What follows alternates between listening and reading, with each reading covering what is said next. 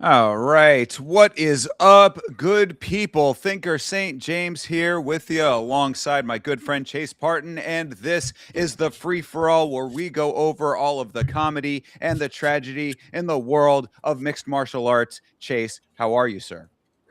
I'm doing very good today. It's been a great day, of course. We had scheduled to do the free for all, and obviously there's some other things going on. Yes, we are aware, but this is what we plan to do. So I'm really excited. I got a good day of stories for you.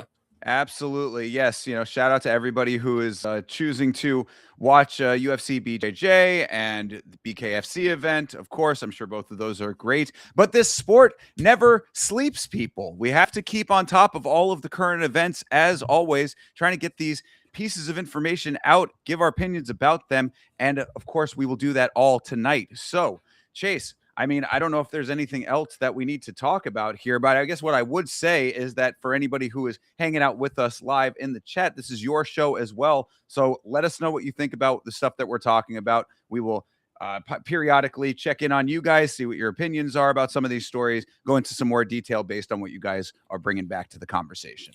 No, absolutely. And with that leading into the next thing, I mean, shout out the chat. No, first thing, Thinker, double checking. You are able to see the chat tonight, right now, yes? Yes, that was that was a frightening one yesterday with the little technical issues on the what was the dogfight dogfight wild tournament stream that we did.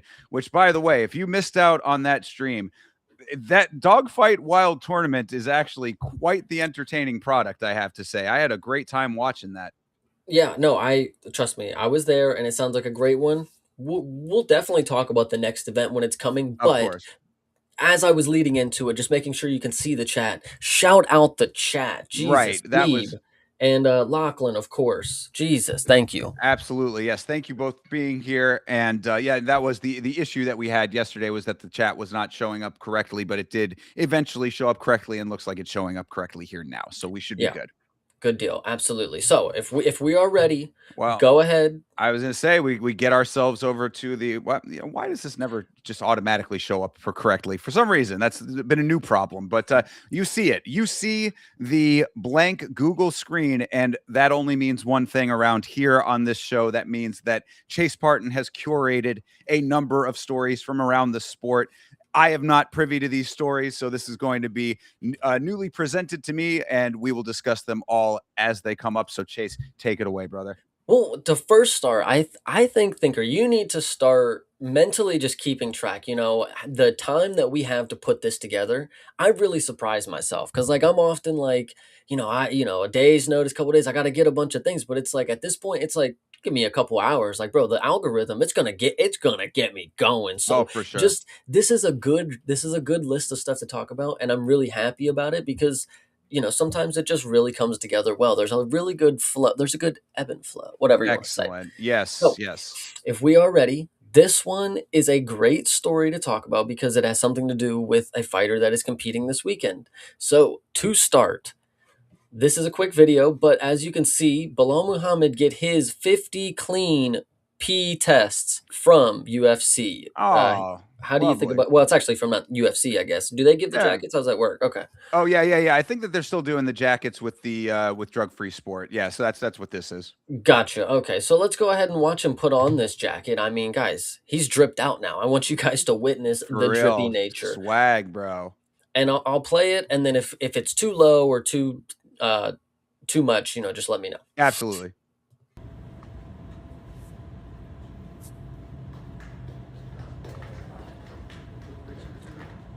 I This want to is the shake new his jacket. hand.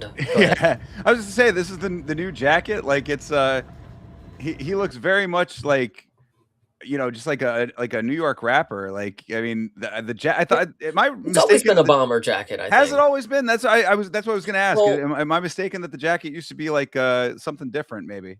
I mean, I feel like it's the one that they gave Jim Miller, I'm pretty sure is like the varsity jacket kind of deal, which I kinda dig it, that's kinda like wrestling culture kinda deal, but, maybe they've done different iterations of it, I mean, if you get 150, I don't think I mean, obviously, it has a different number on it, but you should get a golden jacket, you know what I mean? But Oh, yeah, yeah. Well, that's kind of what I was maybe misremembering in my mind is it's kinda having, like, a distinct look to it, but either way, I mean, not a problem. Shout out to Bilal on that, although, like I said, I mean, he definitely, with the jacket and the hat, looks like a dude who should be out, like, freestyling in front of the bodega, you know?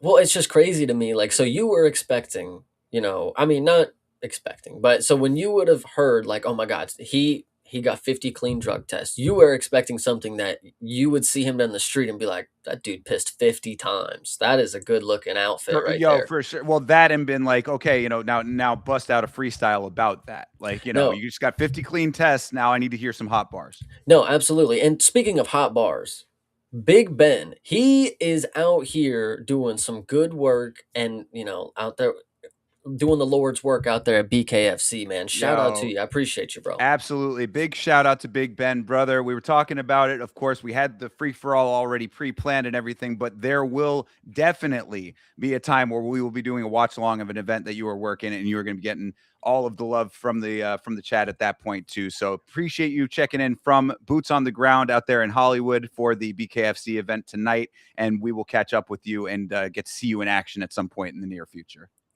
Absolutely, that'll be sick. I can't wait. But this is going to be one of the few where we're actually. I think it's crucial to just scroll some of the comments. Hopefully, they're not too crazy, by the Yeah, well, way. I But mean, before we get too deep in, okay, I go do ahead. want to say Yes. that, shout out to Bilal. I mean, like Bilal is a memeable character in the sport for various many reasons, but there is definitely some commendability to piss and clean that many times in a sport that is so rampantly filled with people who blatantly cheat all the time. So, I mean, I think that this is something that needs to be at least acknowledged that this is a good thing. Well, I am also on the side of that. There are a lot of people out here who are not fighting clean. And they may they may the test that gets submitted may be clean, but there are some fighters out there who are whatever you want to say, man. Let me just keep it there. But Bilal for Sure. sure. If this is one of those cases where, I mean, I don't know, maybe it was the 51st test? Did he fail that? Like, what are the cases here? 50 clean. Is That that would be all of his? crazy if that It has happened all though. of his? Yeah. But is that like all of his UFC fights? Is 50 clean? It's like. Is that all of his UFC career? Is my question, or was there a timeline in between? That's why I think it is crucial to go through some of these comments because a lot of people have a good memory. It seems. I don't know what that's about, but Yeah, that's all pretty right. um, let's see. Let's see. Okay, well, there's a main picture about it right here. Oh, this Sorry. is okay. So what are There's a we? main picture here. Oh, yes, yes, yes. Insane that they've never caught him. So a lot of the comments that I was reading originally were, "How did he get 50 clean?" When this is a lot of people's assumption is that he randomly got a crazy physique at a certain point in his career, and a lot of people are haters, but that's what I was saying is 50 all of his UFC bouts because he may have tested positive 50 times clean. That's fine, but what about before that? Like what are the Well, tested timelines here? negative, but yeah, I mean, Yes. I think that this coincides with his time in Dagestan, if I'm not mistaken. Am I correct about this? Isn't this the time that he went over to train with Habib and Islam and all those guys?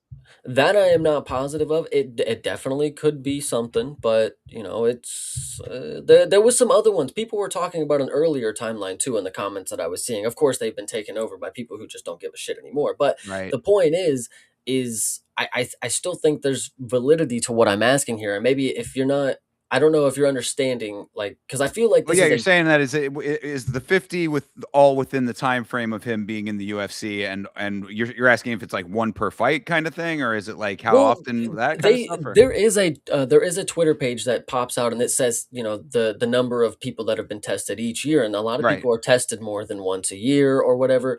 But if if somebody has been in the organization for 10 years, if they've been tested, 3 to 4 times a year and they hit 50, isn't it weird that they didn't hit it earlier? If they hit it later in their career or something like that. I don't know if exactly it's ever happened, but Theoretically, and this is always something that's up for debate. Theoretically, organizations, whether it was USADA or now Drug Free Sport, claims that these are randomized tests. So you can be tested 6, 7, 8 times in a year, or one time, or I mean, I guess technically none, but I think that there's a mandatory. I think at least one. I believe. Maybe I'm not right about that, but the point is that ideally you'd be tested a couple of times a year at random intervals. And then because of the random nature of your name being drawn out of the hat, so to speak, it could be more than that. Like Connor is notoriously a person who's been tested many, many, many times, always piss clean, shout out to Connor for that.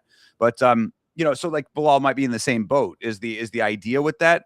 But then how random it actually is, that's the thing that people question. well, my questioning is not how random it is and how many times, but if Bilal has been in the UFC for X amount of years, he has pissed 83 times. 83 times in his career. But 50 of those times he pissed clean.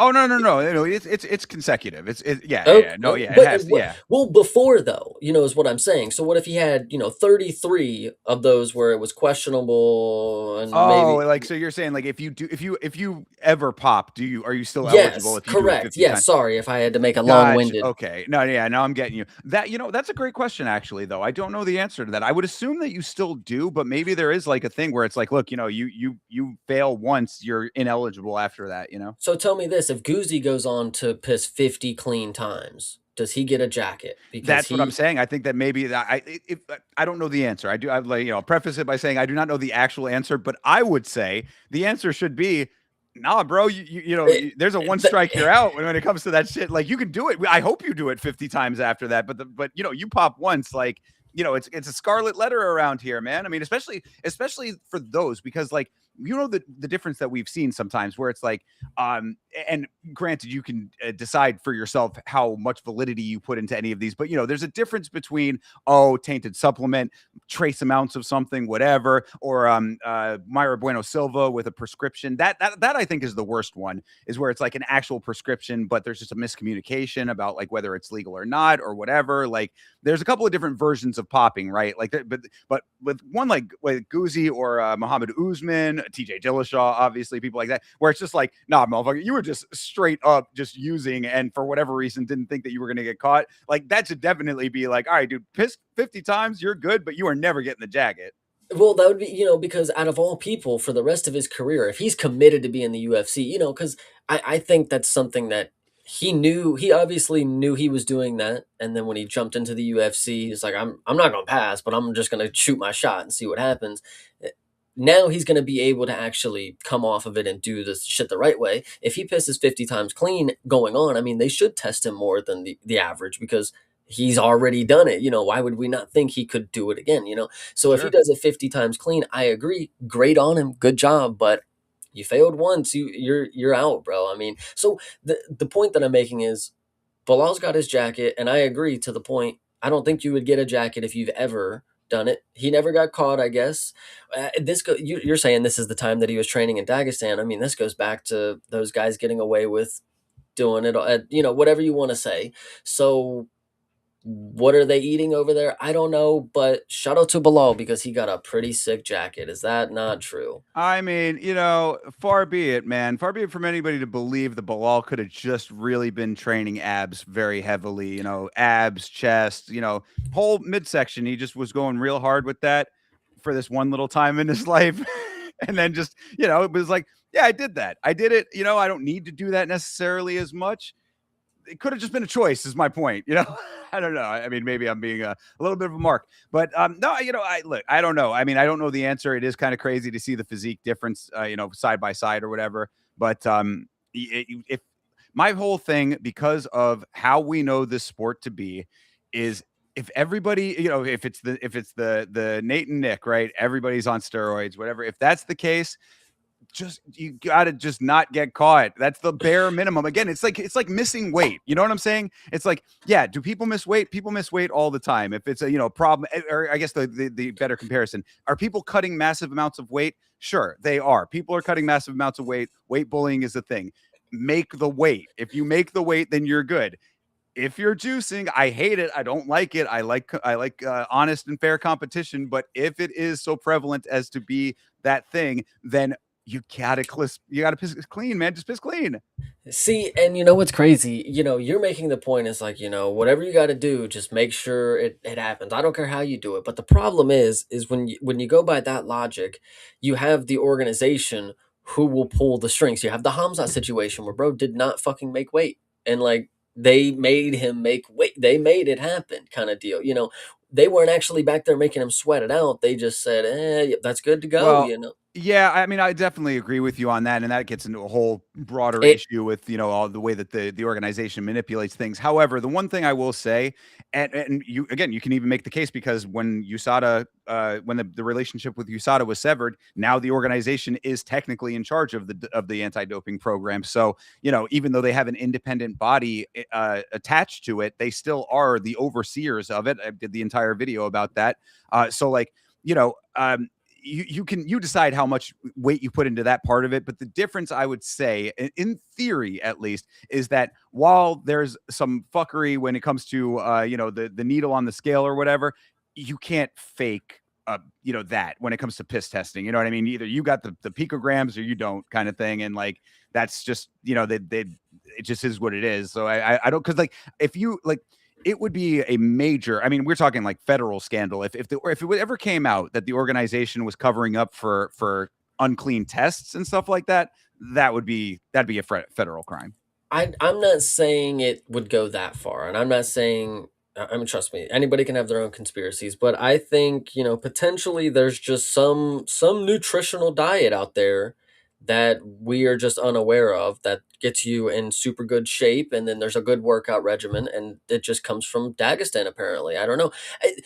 Here, well, I have a genuine question, and this is for the chat, really, and I'm not trying to Bilal actually probably doesn't even fit this, due to religional things, but like Shavkat specifically, horse meat. Like, do we know the nutritional benefits? Like, is it like superior compared to like, y- what I are we mean, saying? it might be, but like, it's certainly not going to get you Alistair Overeem Wait, levels of muscle, well, this isn't Alistair Overeem levels of muscle though. You right? know, But what is that? I mean, okay, fair enough. But what's then?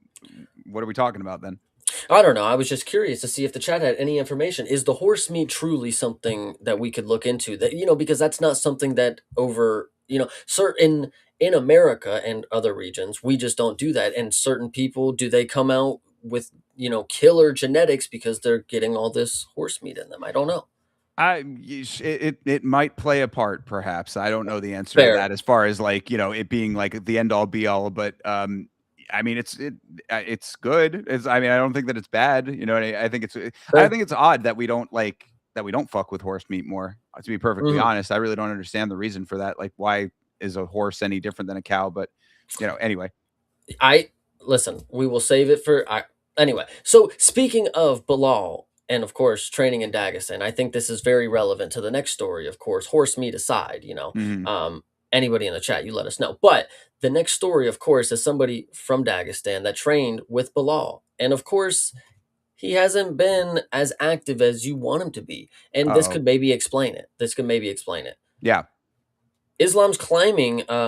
He climbed Mount Elbrus 5.1 Oh, hundred meters, and soon he's going to conquer the remaining 500 meters. Bro, go where, get a fight. What are you doing? Like, what he's are you out here climbing mountain forest? completing all the side quests right now. Yeah, he's pulling the Armand Sarukian over here, completing all the side quests and not actively fighting. So I'm glad that you brought this up. So well here, Meat Rocket saying horse meat is amazing. There you go. Good I deal. mean, the question Well, solved, question answered. and to be fair, Beeb also said he Oh, 100% believes the UFC covered up test and passed weights. I mean, Well, at least one of those things seems to be very true now. I mean, we certainly got pretty positive confirmation, or what it seemed, or what seemed to be that from this Shav or the from the Hamzat situation. But Side note, it is kind of interesting to me that that's the final straw for you is the Hamzat situation because we've had plenty of sketchy scandals where they've let people make weight. Like, how did they not notice DC's hands were, like, oh yeah, no, I mean, I know that people have tried to cheat it, but but like this is the first time I've ever seen it where the organization seemed like they were actively like fucking pass go go go go go, just oh, make it happen. gotcha. You know what I mean? Okay. Yeah, no, of course we had the Aaron Toe situation, one of the greatest Yes. ones of all time. I Well, mean, not even just no, but successfully have made weight when they didn't. We've had plenty of close situations where they've had the scale and then they just moved it off. Is it just because it was such a big ticket name that they had to make the main event happen, kind of deal? And at a time they didn't for Hamzat kind of deal, and he probably, he missed by 8 pounds or whatever. But this time, since he was the champ, they have to make the main event go on. He misses weight, we make it go on kind of deal. yeah, So, yeah. No, I mean, I'm not. It's not like I'm like saying that it hasn't happened or that I'm not skeptical of other ones, but this is mm, one that was just so blatant that it's like, again, like I'm always trying to, call me a sentimental old idiot over here, but like I'm always trying to err on the side of like benefit of the doubt for the most part. I want to give people the benefit of the doubt that they're doing the right thing, even if it is an organization that has proven that they will not do the right thing whenever they have the option to do that. But it's like when it's so in your face that it's like hard to deny, that's when it's like, okay, maybe there's a little bit more at play here. Yeah, 100%. But back to the story at hand, of course. It has been over 200 days for Islam to be fighting. So okay, I'm glad that we're talking about this. I saw somebody posted his record recently, like to counteract these claims. Oh, everybody says he's so inactive. Aside from 20, I think so in 2020 he fought. Yeah, I don't think he fought, but 2024 he fought one time. Every other time besides that, every other year besides that, he's fought twice a year for every year other than those two that I just mentioned, 2020 and 2024. So like, is he really the most inactive if you're fighting twice a year? I guess that's up to you to decide if you want more than that.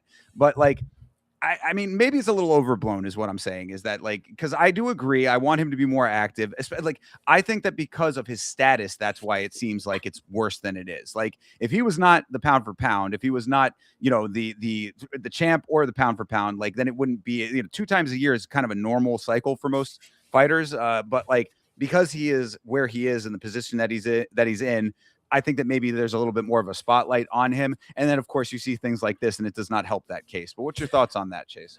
I kind of agree with you as well. I'm not the biggest, I mean, listen, it does seem a bit inactive because we want to see the champs defend their belts against every new person that looks available. We want them to defend it. But I remember shout out the Cage Side Badger, if that dude even still exists. What he said one time I really agree with about Leon Edwards. There was a question of why he didn't fight sooner, why he didn't fight there. You know, they have to figure out which events that they have their biggest names available to go to. It's a lot of planning, it's a lot of scheduling. If we can't get him to compete at Madison Square Garden, it's not like, oh, well, yeah, we'll just do it one week out. No, it's not. You can't just Right. do it at the Apex. Like It's a you good have point. you have to Yeah. wait till the next big Vegas event after that. Like you have to just wait periodically for the biggest names like that. Yeah, because it's like, you could have Makhachev fighting wherever, but like is the gravitas of Des Moines, Iowa the same as Madison Square Garden? He makes a good point. Exactly. Yeah, we couldn't just sell out Kentucky the same way. I mean, we could, but it would be not as much of a, whatever. Well, I and, don't and know. You get frankly, I it. mean, like when you're like again with Islam specifically, like it's a different beast. I would say, like because it's like you could say like, oh well, the flyweight champ, maybe that makes more sense that they can fight, kind of anywhere. But like he's not only the champ, now a 2 division champ, but like possibly the best fighter on the planet, depending on how you look at it. I mean, pound for pound, what is he ranked like? I think second or third now, maybe. He's won. Oh, is he still one Islam's got currently? to be one for sure. I think it changed. I think they got Ilya at one now. I will fact check this But either really way, quick. I think that it moves Pound around for a little. pound Islam, Ilya 2, Volk is 3. Wow. Wow, Jesus. That is a crazy thing, but so yeah, I mean, but so okay, fair enough. Then it lends itself even more to the point that it's like, if that's the case, then you have to have an event that is of the caliber of that, and there are certain venues that lend themselves more to that. So I understand that part of it for sure. But yeah, we want to see him more, of course. But again, I think that there is a part that's like, you're judging it by different standards, understandably so. But like in the big picture, maybe it's not as big of a deal as people make it out to be. Well, speaking of a big deal, the biggest deal is this next Well, story. Or before you move on, yeah, can I let me real quick? This is something Beeb is highlighting. This is an ongoing situation that I'm glad he's checking in on. I'll have to go and listen to this. But Beeb says, side note: Ray J and Super Hot Fire, of course, fights that we had covered with the brand risk event from Aiden Ross. Ray J and Super Hot Fire did have a plan to throw the fight. It was talked about on the No Jumper. That's the No Jumper podcast. Apparently, there are some phone calls and DMs with both of them talking about it. Okay, well, Beeb, thank you very much for the update on that. I will have to actually, Beeb, if you have the link to the No Jumper podcast that you're talking about, where it's talked about, throw it in the Discord so I can check it out. yeah, no, definitely, and have fun in prison. No, I don't know exactly what's gonna happen there. Fucking nothing's gonna happen. Again, the same thing I said about that is the same thing I say about all these, dude. Isaac Dolgarian, nothing happens. James Krause, nothing happens. I mean, like, is it illegal? Sure, but it's only illegal if they're actually going to enforce the laws. So go ahead and have fun fixing your fights. The last thing I'll say about that, because it is kind of funny, is like whenever it happens, it's like we're all like, "There goes your career, buddy. Congratulations, you fucked up big time." Well, he didn't. It clearly didn't. Well, see, but We all have this idea, the but difference though is that the organization will. I mean, you're blacklisted though for real. I mean, like that. Like so not in this case. It's a little different. These guys are not pro fighters, but like for like Dolgarian and Kraus and anybody that does that in the UFC, like you're never gonna be in the sport again. Oh, it's funny because there's MMA promotions now that put on fucking fights that we all argue are fixed or not. You don't think the second chance of the once proclaimed Bulgarian, and they sell a big fight with him, and he's clearly going to throw that one as well or something. Like I think it's totally possible that he comes back in a even to another promotion. They gave what's the fucking dude's name of Hannibal Lecter, the dude who bit and Oh, Andre Lima. Severino, yeah. They gave him a second chance, and we were all like, "Oh my god, he bit somebody!" Oh, and he goes and gets a But fucking thing in there. but that's different though. It I mean, is, but in a same way, like I think the same thing could happen with a lower level promotion. They would throw him a bone, like he could be our top guy. I don't know. I think it's I'd have totally to see it possible. because I mean it's not impossible, but I mean like you're putting yourself in a major risk with that. I mean to even associate with that person. But there's no repercussions. If Well, that that's you're the a good point. point. Yeah, That's you the make a point good that we're point. making here. Is if nothing happens to him, why not? He may True. do it again. He may not, but that's I on mean, him. Meat Rocket saying he still believes so. He bet on him again. Exactly. Here you go. Fair enough. Just bet on the right side this time. Yeah, but so the back to the agenda. The Yes. biggest event, speaking of Islam and all the time that he's been off and how many times he has not competed, there is a big event that he could have competed on potentially. There was word that there was not supposed to be a certain region allowed on this premises, but that's here none whatever. The Yeah. event itself. Now, if you would believe it, there is somebody that you would not believe gave a peace of mind. Well, you would believe that portion of it, but it was people are saying a good chunk of it, like a good adaptation. I don't know what I'm trying to say, but either way, this is going to be great here. Okay. Bryce Mitchell has Ah, something to say, all and right. people are saying it was actually good. Well, I mean, So Bryce is, a scholar of our time. So, let's, I guess we'll have to see. Also, before you get to Bryce yes, too, real quick, I do want to say that was the other thing I was trying to fish in my brain for and couldn't get it in time. But when it comes to Islam, that's the other thing that we got to remember with Islam currently is that, he was in talks to fight Ilya on this card. And then apparently talks broke down. Now, whether or not, how deep those got, whether it was ever going to happen, whatever. But the point is that at least you can point to that to say, okay, maybe not inactivity as much as deals going through. But sorry, that aside. Bryce Mitchell, the gentleman and the scholar over here. What does Bryce have to say? well, just so you know, 2 minutes 34 seconds. If you need me to pause, if you want to say, "Hey, Bryce, you're doing great. Keep talking." We can pause Oh, it. We I'm can say our praises. So all right. everybody, strap in. This should be one of the more less bumpy rides. Any Did you see time that I that hear Sean Bryce. Strickland got banned from the White House for talking about Israel? I'm not surprised. Sorry, here. I know you had something to say, and I didn't No, mean yeah, I to. was just saying. Anytime that Bryce talks, I'm just, I always know that we are in for a good time. But sorry, go ahead and No, you're okay. I wanted you to specifically hear the beginning portion, and I know yes, you might have missed that. So what he says, let me hear Sean Strickland being banned for blah blah blah blah blah. got it. Did you see that Sean Strickland got banned from the White House for talking about Israel? I'm not surprised at all. I mean, freedom of speech is what really makes this country great. And when you can't criticize a foreign nation, come on, man. We ought to be able to criticize our own nation, let alone a foreign nation. In fact, that's the only. Go ahead.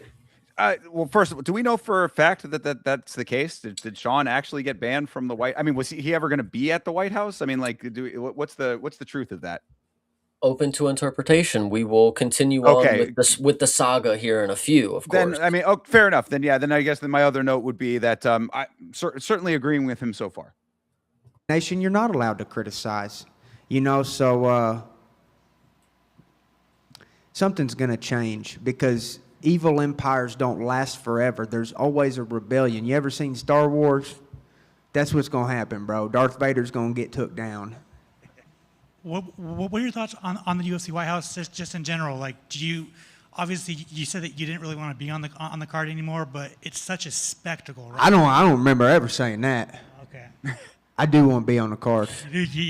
Sorry, that's just really funny. That is great, though. Yeah, I never said that. Well, and way to sort of kneecap your own argument to an extent here, right? Because it's like, you're saying, oh, there's a little bit of corruption if we're not able to criticize the government or foreign governments, whatever. But it's like, oh, but please let me fight for you, though. I mean, like, But I'm an American for sure. I mean, I gotta be on that card. at the end of the day, man, bleed red, white, and blue, of course. But anyway, And to be fair, I'm the only one with camo shorts. I gotta be on that card. All right. that's You a do good want to be on point. the card. I do. And this is what I got to say. First off, I ain't jealous of any of those fighters. I'm so happy for those fighters. I don't think you could have got a better main event. I'm happy for every single last fighter on that card. If they need me to fill in, if I'm healthy, hey, I'll do it. For the UFC, I think it's great. It's beyond great. It's literally the perfect scenario. But as far as I'm an economics major. I love studying politics on the political side of things, not the UFC's business. That is, of course, they're going to say yes to it. But what I think personally is that our government is desecrating its role in society by entertaining sports. Our government is to protect and serve the people, and really should be as minimal as possible. And when you're doing all of this stuff, hosting sporting events, it's really outside of what the goal of the government was intended to be, because our tax dollars and resources are funding this operation. And like I Yes, go ahead. Yeah, I agree with him. Sure, I absolutely do agree with him on that. I mean, we know that the tax dollars are not going to this specifically, thankfully. So at least I'm okay with that aspect of it. But yeah, I mean, I think that everybody reasonably had an understanding that this is a bread and circus kind of situation here, right? I mean, like, we know that there are the stuff he was referencing earlier in this clip, there are massive things going on behind the scenes that this is a bit of a distraction from. I mean, a lot of people have been very critical of the fact that this is taking place while an active war is happening. I mean, I think that he's making a lot of sense here. And again, I do kind of class this as a distraction.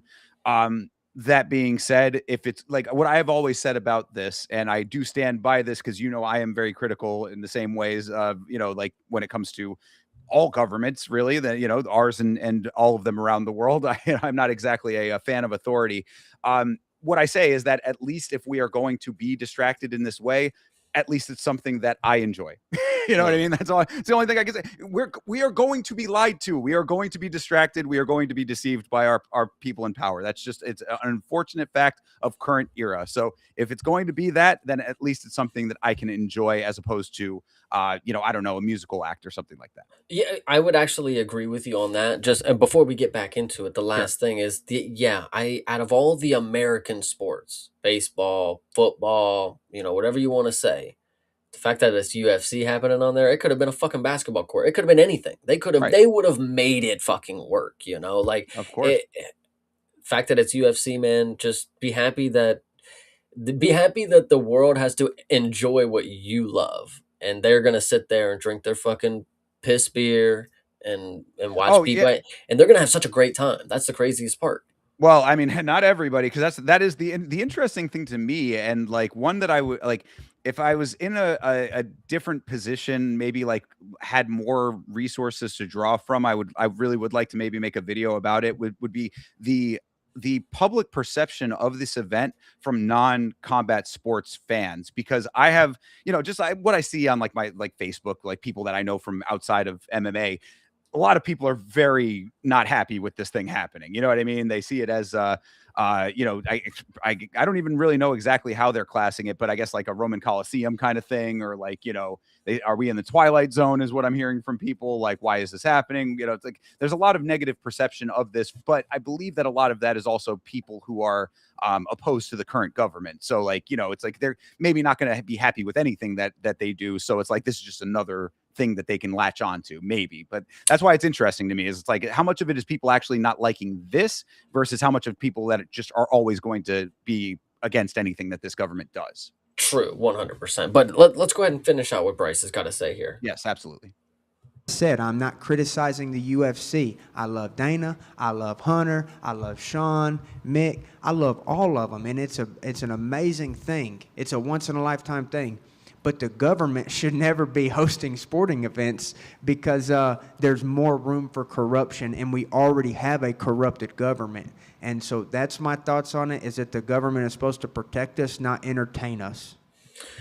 Yeah, well said at the end there, for sure. Well, when he actually said earlier, when he was like, the government is supposed to protect and serve. They should be as minimal as possible in our lives. We should only, we should need to call upon them if they need to handle stuff, but they should not be intervening into our lives. Like, I should not be watching the fucking TV. Be like, is that the fucking White House? What's happening here? Well, yeah. So, when it comes to that specific point, this is a big issue that I run into a lot with my own political philosophy, because, I am what you would class as a minarchist libertarian. So I believe in a small government as well. And when it comes to those kinds of points, me and Bryce right there in lockstep. I like I said, I agree with everything that he really said in this, pretty much throughout all of this clip. Actually, even the Israel stuff, I think he's 100% correct.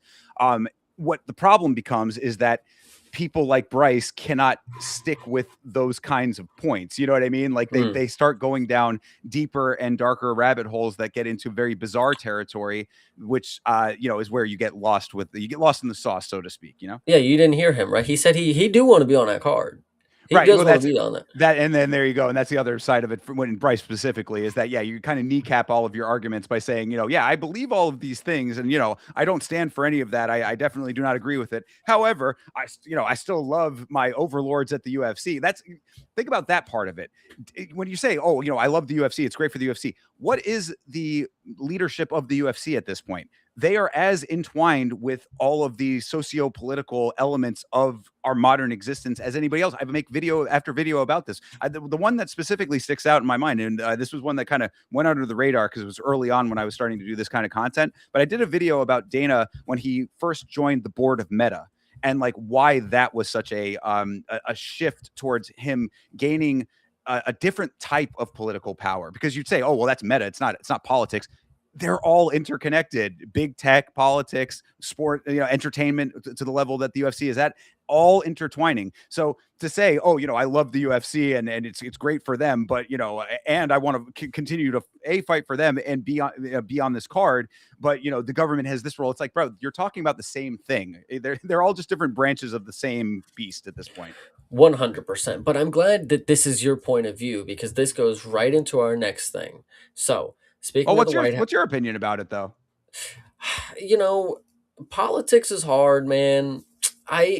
Bryce, I think he made a lot of good points here, and I don't know. Like, I'm a person that really tries not to get too involved that much, because having an opinion is really hard. Once you pick a side, you're alienated from the other.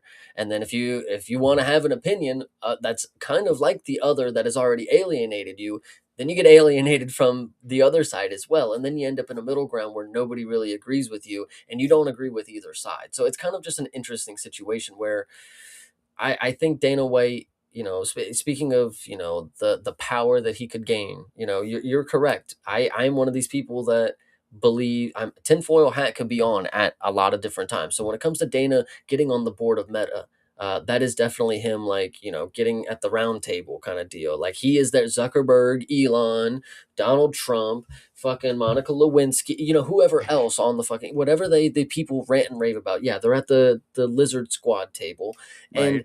And Dana, you know, being elevated into that position, it just kind of speaks to who he is as a person. A lot of these people, the way that they seek that level of power, what they have to do to get that level of power. I mean, you've heard stories, guys. So would you like to believe Dana White is the first person to get to the top of the chain and he had to do no scandalous things? Sure. But I don't know, guys. I don't know. People in power. Yeah, well, and that's what I would say. Just as my final thought on it is when both sides of the aisle disagree with you and you're vilified by all comers, that is a sign that you're doing it right, as far as I'm concerned. So I wear it as a badge of honor that I'm often too liberal for the conservatives, too conservatives for the liberals, and that and any given issue somebody's going to be upset about it. It means that you're critically thinking, and that unfortunately is what I think that those people who are very steadfast on one side of the aisle do not do. All right. Speaking of critical thinking, this Yes. next one, and this is still going on to the same topic. So I'm really glad that we're having a very good conversation about it, because here was 6 months ago. I want to play a clip for you off an Aiden Ross stream with Sean Strickland. Okay. You're prepared. Yes. Yes, yeah. I think I've heard this quote, but I haven't heard it from Sean directly. So yes. Okay. You're going to hear a lot from Sean. Okay. I want to see you fight the White House. That'd be dope, dude. I would love for you to fight the White House. Some guy fought and he said that he doesn't really want to fight in front of billionaires, and I do understand that. And I was like, that makes sense, bro. So I think I'd want to do the White House. Yeah, if there was some kind of like inclusion for like No, he fans. just- yeah. So if there was some kind of inclusion for fans, it'd be more. But like, just to go hang out on the fucking Epstein list, I'm good, dog. I'm good, dude. Okay, so simple thought here, because there's a second layer to this. So what is your first thought? I mean, he doesn't want to hang out with the fucking Epstein list only. If the fans are there, cool. White House, I'm cool with. But if it's no fans and a White House, I don't want to be there. So quick thoughts? Yeah, I mean, I think that that's completely reasonable. I don't really even have too much. I mean, yeah, sure. Yeah, sounds fine. The real thought that I have about this clip specifically is look how disgraced he feels by hanging out with Aiden Ross over here. I mean, like, God, he must be hating his life right now so badly, being associated with this influencer, because of course Sean is not one of those. Yeah, but speaking of not being an influencer and obviously hating his life, specifically in this clip, I want to show you a clip where he's not hating his life, because this came out like yesterday or something. But here is a Sean Strickland apology. I mean, just look at that freeze frame, by the way. I mean, that's a classic Sean pose right there. But anyway, yes. Okay. So he's apologizing for something. For something. We're going to listen to it together. I don't really, All right. there was a big long quote, so we'll have to hear it. Yes. Well, you guys, I'm not surprised, but I got the call. I got the call. The UFC higher ups called me, big names. And they said, Sean, I gotta apologize, but you're not Israeli enough to go to UFC 250 Israel edition. The White House didn't clear you, and I'm not really surprised. I'm not really surprised. So, I think moving forward, I would like to just apologize to Israel. I'd like to say I'm sorry, I'd like to apologize to Trump, and I just want to prove that I'm Israeli enough for you guys. Like, for instance, whenever the list disappeared and Trump goes out there and says to everybody that he can't really go into it because people that by association will get prosecuted and their names will be tarnished. I want to apologize because, I don't want them to be prosecuted. Or, when Trump goes and bombs the fuck out of Iran that no Americans agree with, that cost Americans $5 to $15,000 to go fight Israel's war. I want to apologize. Sorry, I've been a critic of that. My allegiance was apparently in the wrong place, and I just want to apologize. Or when Trump goes out there and says, "Hey, Trump, your approval ratings are the lowest it's ever been across all demographics," and Trump says, "Well, you know what? I have a 99% approval rate in Israel. I want to apologize, and I want to repent, and I want to repent." Apparently, I'm not American enough to go to Freedom 250. But I still got my ticket, so maybe we'll just go. I'll bring the belt, and we'll just stand outside the gate, and we'll just let them know what we really think about Trump and Israel. Okay, so there is a classic Sean Strickland video. What any thoughts here? Yeah, I mean, ironic to me that Sean thinks that it's those things specifically, like it's not all the other fucking dumbass things that he says. You know what I mean? Like it's like, okay, I don't know, because I don't know if that's actually like what happened or not. I mean, like we're hearing it from him in this weird kind of vague way. We're hearing it from, the other source over there, the guy that was asking Bryce the question or whatever. Hard to know exactly what the situation was, but why would he have even been at the show either way? I mean, like he's not on the card. He wasn't going to be on the card. I mean, like, are there going to be a lot of other fighters even going? I mean, like, do we know that for a fact that they're going to have a lot of like the other champions there? I mean, Tom Aspinall, I think, did not get invited, if I'm not mistaken. Hold that thought. I'm glad you have this opinion. So, yeah, I mean, Sean Strickland, my point, I think there could be a lot of other reasons why certain fighters are not going to be there. They're not going to have a champions row, which could have been kind of cool, but they're not going to. Sean Strickland has also fought another fighter in the crowd before. If you guys not remember him, and so like, Of who's to course, say yeah. what Sean Strickland, what they're thinking this, because in the public's mind, oh, doesn't he have Sorry. a criminal record? Yeah, well, and I was just going to say, sorry, kind of piggybacking off of what you're saying there with that, Lachlan coming in, doesn't have a criminal record, Secret Service won't allow him in just for that. I mean, that is not necessarily true because Derek Lewis also has a criminal record and he's fighting Correct. on the card. So I think it's a little bit more selective than that. But but regardless, I think that the issue is more just that like it's not that there. You already knew the type of people that were going to be at this event either way. So it's like I think that this Sean is more using this as he's capitalizing on something that was going to be that way regardless of all of this. He's just Correct. kind of like, utilizing this as now another element of his own platform, which Sean always has a knack for doing. He'll always figure out a way to turn it back to his socio-political viewpoint. Well, and I think, specifically from the point of a casual viewer, those guys that wear the suits that are thinking this is human cockfighting, they see Sean Strickland, they see how deranged he is, from their point of view, they think he's the craziest guy ever. We obviously know it's kind of a facade. We've seen him hugging and shit with Hamza, but to the average viewer who doesn't know much, they see this guy, he fights in the crowd with other fighters. He's so deranged on social media. He drives and crashes his motorcycle. We cannot have him at the White House. Too wild, but he's the American psycho, Yes, dude. He's exactly. too crazy. He's too unpredictable, too explosive. Oh, I could not watch that. Yeah, exactly. Yeah, you've got the the ambassador for Macedonia, as I've said. They're viewing all of this, and Sean Strickland being the American representation. Yeah. So again, I think that this is there's probably a lot more that has gone into play here than just you don't like Israel, bro. I mean, I'm sure that there are plenty of fighters that have opinions that are contrary to the current administration when it comes to that point.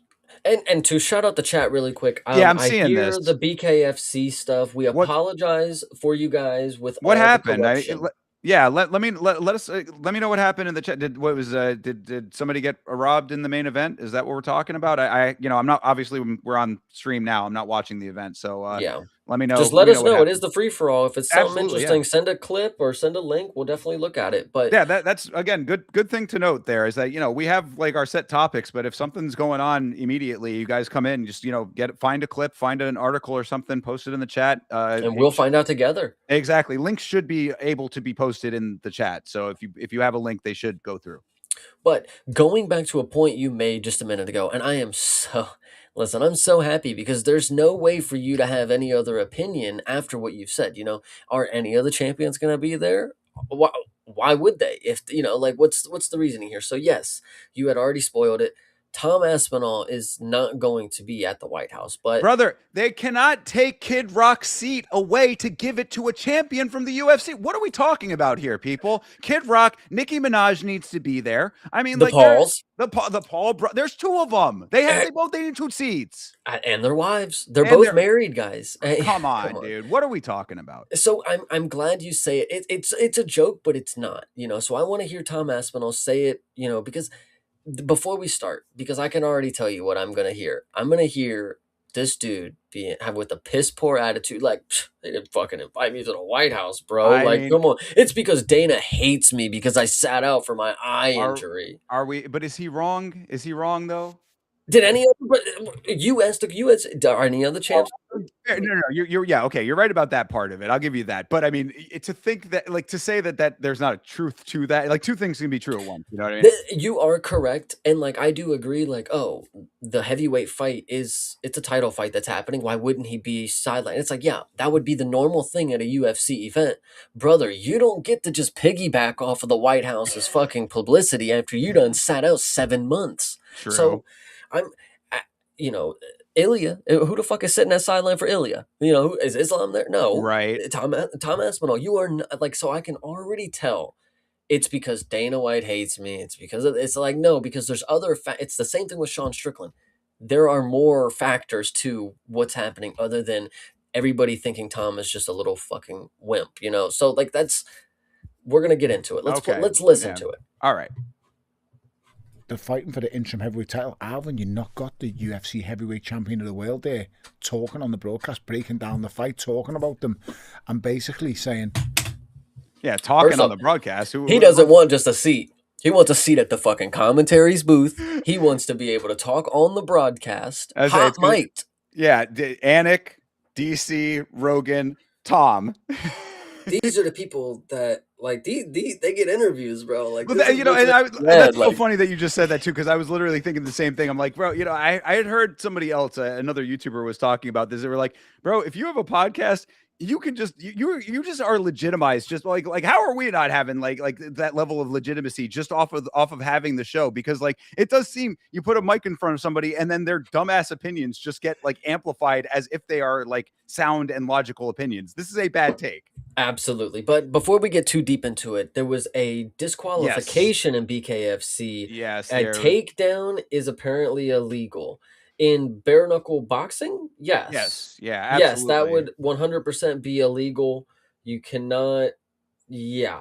But I mean, take people down. Well, I mean, I'll have to see the clip. I was actually can't do spinning back fist either, from what I learned, which is crazy. Yeah, pretty wild that that's the case. But yeah, so Julian Lane did a takedown in the main event, and the fight was ruled a disqualification. Now we have seen people go like, did he actually like shoot a spear? Did he go for like a double leg tackle takedown, or are we talking about a clinch gone to a takedown? Because we have definitely seen people go to the ground before in BKFC, like just as a natural course of the fight. If he was specifically setting up a takedown, maybe that's a little bit different. I'd have to see the circumstances, but we're obviously hearing it from the chat that there's a little bit more at play. So I would also side with you right there, because from what I saw, Jake Paul, dude, at Anthony Joshua was shoot takedowns for 8 rounds or whatever, 10 rounds, whatever it is. So if you want to call those takedowns, sure. But is that disqualification worthy? Like, was the fight close, or did he just get upset? Did he want to bang too much and he had to take him down because he was getting banged up? I don't know.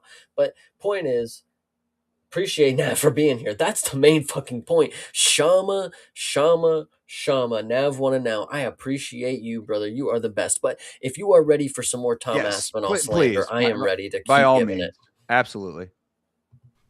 I mean, I'm fighting the winner because I'm the champ. I'm the real king. So, have you got any plans, Tom, to be there?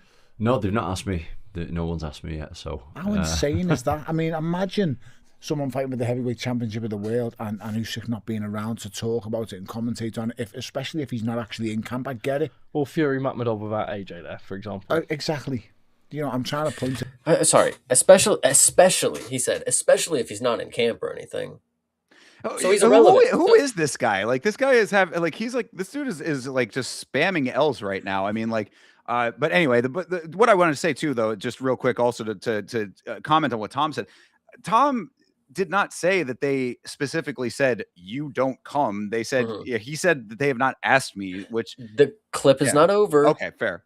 Yeah, so but no, yeah, I think it's very funny that his point is like, yeah, if you're not in camp, you're just chilling around with the heavyweight belt. Why would you not get an invitation to go sit there and talk about the fight in front of you? You're the king. You have no reason to defend your belt. You're not doing shit. It's do you know how like down to the minute and the second this broadcast is going to be like timed, and like the way that the workflow of the like these people again, I don't like to like be the Mr. behind the scenes guy over here, but like they don't have any frame of reference for how a live production is operated at this level. I mean, like there's no way that they're just going to have random times to be like, okay, you just go and hang out and talk for a while. Like, I mean, they might have a section for something like that, but I doubt it. No, bro, this is the problem. And like, bro, I'm not trying to say it's all Tom Aspinall fans, but it is a good deal of them. They think this dude is the most special guy in the fucking world.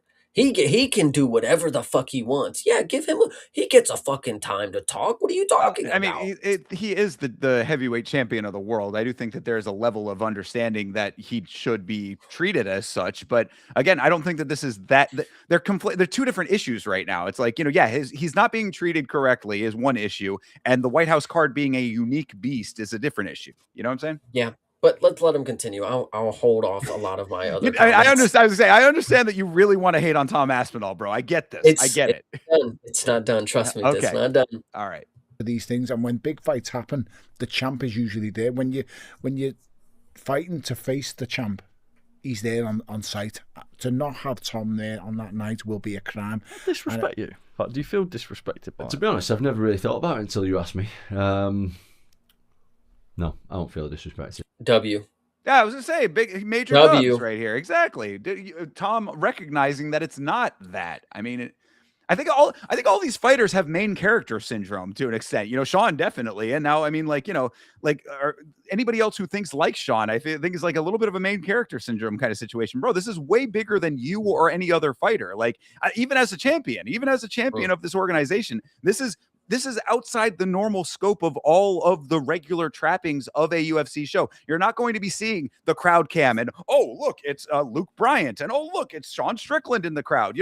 This is not like the T-Mobile Arena here, people. Correct. So, anyway. Yeah, no. So, let's continue on with Tom. Why don't you're the champ, Tom? They should come to me. I agree. But if they call you and say, Tom, we want you there. Yeah, I'll be there. Exactly. If they ask me, I'll be there. But it shouldn't be. He has to be there because these two are fighting to face him. He's the champ. Yeah, if they ask me, I would definitely go. It's quite simple. He's got to be there. I don't understand how he can't be. There's two fellas fighting for the interim title. The interim title leads to the heavyweight title. He's the heavyweight champion. It's like if you call me whatever. If you took all of like Tom's like Twitter support and just like condensed them into a human being, it'd be this guy. I think what's also interesting is like, I personally, to his point is like, bro, you're the champ. You got to be there. This is a whole new fight because the champ can't be there, like, what can I say? I don't think like this is a whole new beast. This is an even bigger fight. Crazy enough to say, like, his spot got taken because he is unable to perform. This is basically the fight for the belt, because if he can't come back within a more reasonable timeline than 7 months as it is, hate to break it to you guys, no, we're gonna have a new heavyweight champ. So yeah, it's crazy. No, I agree. You make a very good point with that for sure. I definitely agree because I mean, and I don't know if this is another one coming up. So I don't want to jump the gun, but Michael Bisping had some comments. You motherfucker! Stop. Okay. Let's listen to it. Listen to it together. Okay. Yes. Michael Bisping did have some comments recently about this. So let's go ahead and listen to it. And before you do, let me just real quick, I want to read, because I know that the chat's been interested in this BKFC thing going on. So NDT, shout out to NDT, by the way. Appreciate you, brother. NDT says, no, it was like third round and Lane caught perfectly timed takedown with momentum, first time of the fight, and was immediately DQ'd. Absolute BS. He didn't have a single point deducted before, pointing to an absolute rigging. Okay. Yeah, so yeah, it's basically it sounds like Lane did go for like a legitimate takedown, but it went instead of it being like warned or anything like that, like they just DQ'd it off rip. So Well, you know it's boxing. You can't shoot takedowns. That's Why kind of should my you be thought. warned? Yeah, I mean, it's kind of my thought too, guys. I mean, like, I hate to, I hate to be contrary, but like, Julian Lane has been in BKFC for years now, bro. Like, he knows that he can't be going for takedowns. We literally just saw him with Dustin Paige have a great fight. So like, and the other thing too that I'm not trying to diss on my man Julian Lane. Let me bang, bro. I appreciate the guy, but I did hear that the dude he was fighting was a legitimate beast that he might have had some problems with. So I Oh, just saying, I'm just saying. I mean, like, I don't know. I'll have to watch the clip, of course, but like, based on all of those things, it's like, is it really corruption or is it really just he shouldn't have done that shit? and let's see here. Beeb also says, before we get into Yeah, this, I sure. still don't understand why Surreal is here. I rather have have a dice roll and have Alex versus John. See, John's gonna want $100,000 million. I mean, he would ask for the most amount of money that he was never going to get, just so he didn't have to compete. And if he did, he makes the fucking most money ever competed, and he doesn't have to do much really. So, I think specifically to that point, Surreal Gone, guys, it's the UFC. I hate to break it to you. I've pointed out the fact some people have the fighting style that is more dirty than the last guy. And it's not necessarily penalized by the organization. And as you see, it is in some cases, very capitalized on. Surreal Gone is a very good fighter. He gets a lot of finishes with punches after he pokes people in the eye. He's great for a spectacle. So the casual man doesn't really give a shit. They know that he knocks him out. He's good on the feet. He's a big heavyweight, big fluent guy. But uh, he gets the White House main event because he gets it done. He gets the job done. Yeah, I but I don't mean, know. of course, it's not right though, and that's I Correct. think It's what a not. lot. Yeah, and we all have to acknowledge that too. And what I would say is that the common man needs to fucking wise up to that aspect of things and not be okay with it either. But I'm not saying, I'm not naive enough to think that that is just going to happen. But like, so what I would, I guess in the big picture with that, all is the understanding your feelings are valid is what I would Mhm. say to all of this. You know what I mean? Like, it's like, that's as good as I can do is because you are correct, Chase. And and people like Beeb are correct as well. It's like everybody is right about the circumstances. The situation is not right. And that is something that maybe over time changes just as like the culture of the sport becomes more like actually giving a fuck about like the trappings of it. I made the entire Yama episode about it, talking about this exact topic. You know what I mean? Like how I think it's been a railroading for Tom, and it's absolute bullshit that Cyril Gahn just gets off scot-free. He gets rewarded for it, really, if you're thinking about it, obviously. So like Mhm. that the dynamic has to change, but I am not naive enough to think that it's going to just be an overnight thing and that that people are ever going to care about it necessarily. They want their fights. Yeah. And shout out to B one more time. Or I'm sorry. Not B, Meat Rocket. Shout out B, but Meat Rocket this time. Lane wasn't even losing the fight. It was close. Julian was landing big shots, hurt him multiple times. Oh, okay. I mean, then that does add a layer to it, but you can't go for a takedown, brother. I don't know what to tell you. Like Yeah, you even if the worst that you could say or the best I guess you could say in that situation is he was so in the moment winning the fight that he just instinctively went to shoot, but like you got to be better than that. true, 100%. But let's go ahead and listen to Michael Bisping on what he Yes. said. And did you hear this previously? Let me know, No, just so I know. I only saw a text, an image of it, so I have not heard that part. Gotcha. Okay, this is good. I love it. All right. It feels like he got, and again, I haven't talked to Tom. I don't know this, but it just seems like that whole situation with Cyril Gahn got him real bitter, got him real angry. I don't know, man. It feels like his head got real big real quick, and now he just thinks. Yes, go ahead.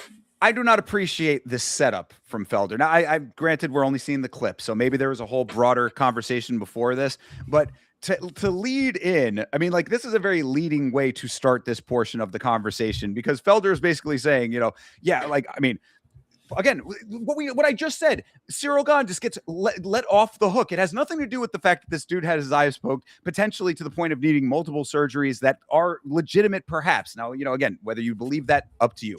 My point is that just all of that gets pushed to the side, and it's oh man, Tom seems really angry about all this. Man, he seems really bitter. Blah blah. It's like that your framework is already coming from a disingenuous place if this is how it starts. Again, not knowing the rest of the context. Well, I think you are not incorrect with that.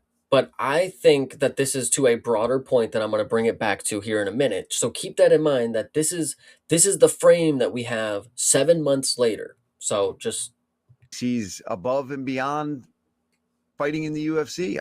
And it's like, dude, you haven't fought. I think that point is key. I want to stop it just one more time. You know, he says Mhm. he's above fighting in the UFC. I've been saying that since it happened, But unfortunately, you what know. I don't get that perspective, because he was fighting in the UFC. Just because he said that he wanted to No, go now do that boxing. he's the champ, he's above fighting in the UFC because Brother, he literally had to be sidelined by John Jones for a year, 2 years, whatever, however long that lasted. He was sidelined by John Jones, disrespected by the organization with that. Comes back, does his fight, gets poked in the fucking eyes because of that. Where is the above it? I don't get this perspective. But then it goes back to, yeah, this would lead you to believe that he is a bitter person when it comes to what the UFC has done to him. Would it not? They sidelined him. They did that with the John Jones. They played their cards with John Jones and Tom Right. I Aspinall. mean, fair enough on that part, but that does not equal up to him being above fighting in the UFC, though, is what I'm saying. Like, I mean, he's sidelined because of an injury that was sustained in a UFC fight. And we have all had our opinions. This is as somebody who is on the sideline and can only make comments of what I see personally.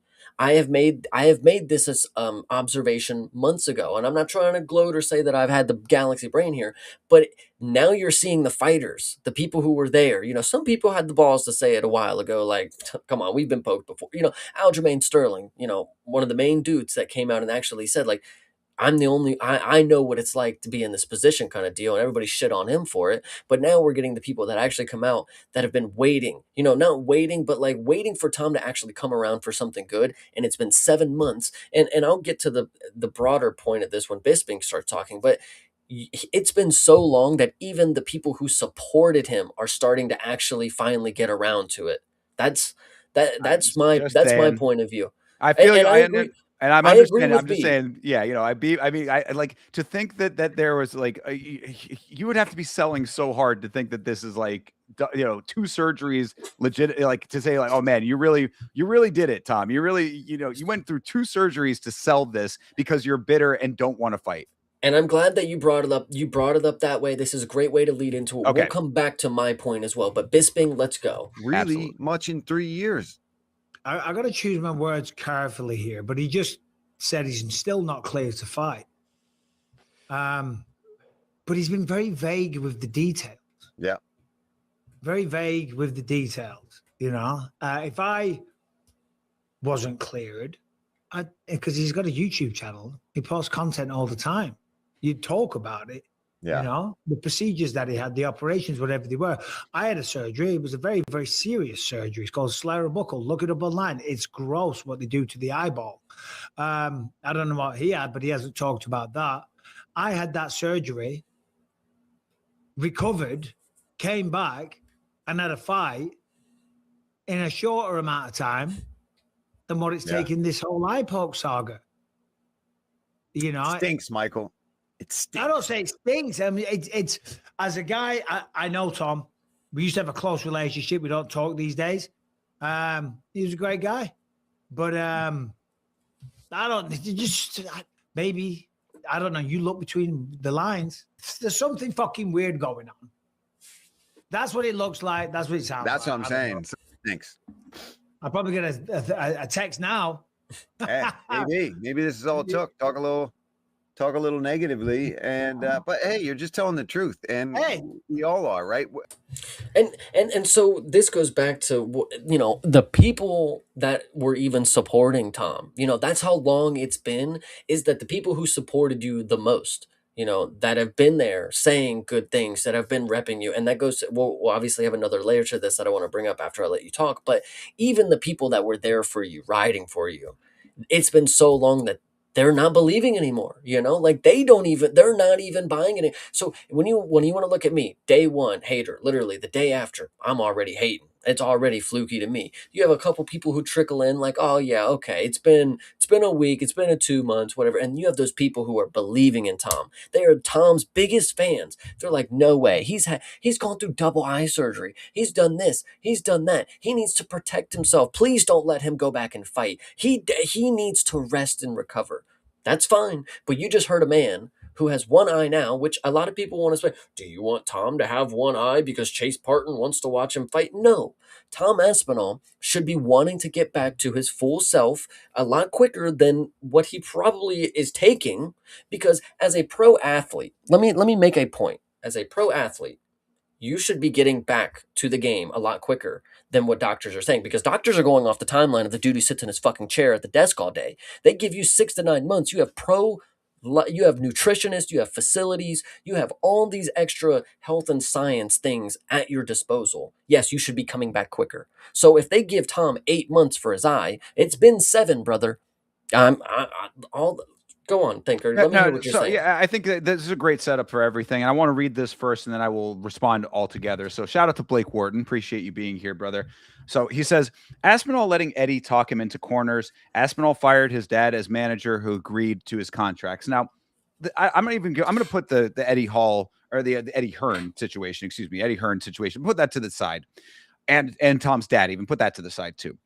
I think that all of those things, like if you like, without going into the specifics of those, if you put them all together and pair them with how Tom has been treated by the organization based on those dynamics, there is questionability to it. I certainly admit that as well. I think that there has been a number of missteps in how Tom and the team that he has now surrounded himself with has handled all of the information that has come out about this, and basically and the backlash in general. I mean, I think that Tom is a guy who I don't think had gotten a lot of negativity as an athlete prior to this, and then once it started to come in, it frazzled him in a way that kind of pushed him into a direction that was not necessarily the right way to go about things.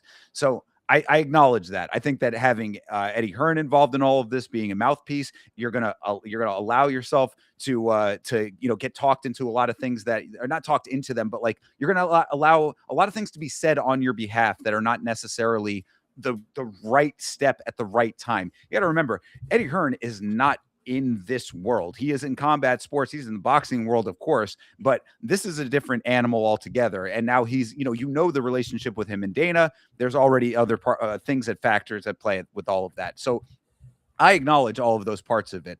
I think that Aspinall has a right to be going about it the way that he is going about it for his own health and safety and all of those kinds of things, whatever. I do think that what Bisping is saying, I guess where I'm kind of landing is I believe that there's elements of truth on both sides, and the middle is kind of the gray areas where I sort of land with all of this. I acknowledge that Bisping is correct. Tom was what I would say, going to maybe more agree with you, Chase, is I know that, you were saying after the eye pokes happened, Tom was right out there on social media. He's in the doctor's office with the camera crew, whatever. He's giving us all the updates there. Where is that now? You should be doing the same amount of updating, because Bisping is making a good point.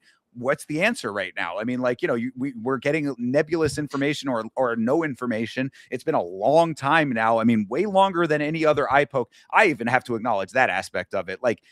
I was, I made the entire Yam episode defending Tom for his actions here.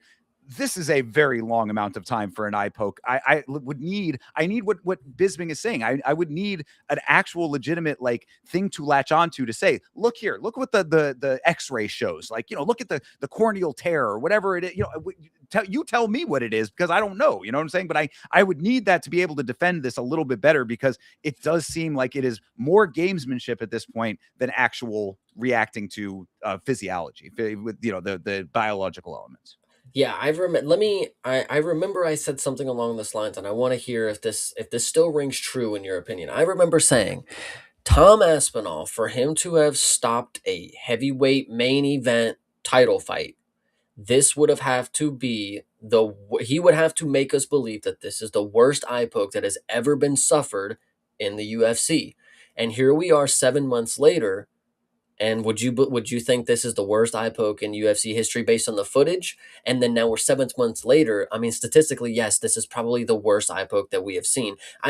Rose Namajunas got poked in the eye, like a week after, I'm pretty sure, had surgery, and she's like in camp getting ready to come back and fight. So I again, when you play in this whole timeline, I love when people bring up so you're a doctor, you're an eye doctor now. It's like, brother, he won't tell me what the doctor said. There's a clear That reason why. right. Like, That's where I certainly agree with you. And that's why I brought up the fact that he was right there with the cameras in the doctor's office up front. Bro, you got to keep that same energy all the way through. Like, because I want to believe, like I'm saying, I do not personally feel, and I mean, look, I will admit to being a mark if this turns out to be the case, but like it would seem very crazy to me that anybody would go to this extent to have a double eye surgery only to cover up a lie. You know what I mean? Like that is a commitment to the bit that seems to be beyond the pale, I would say.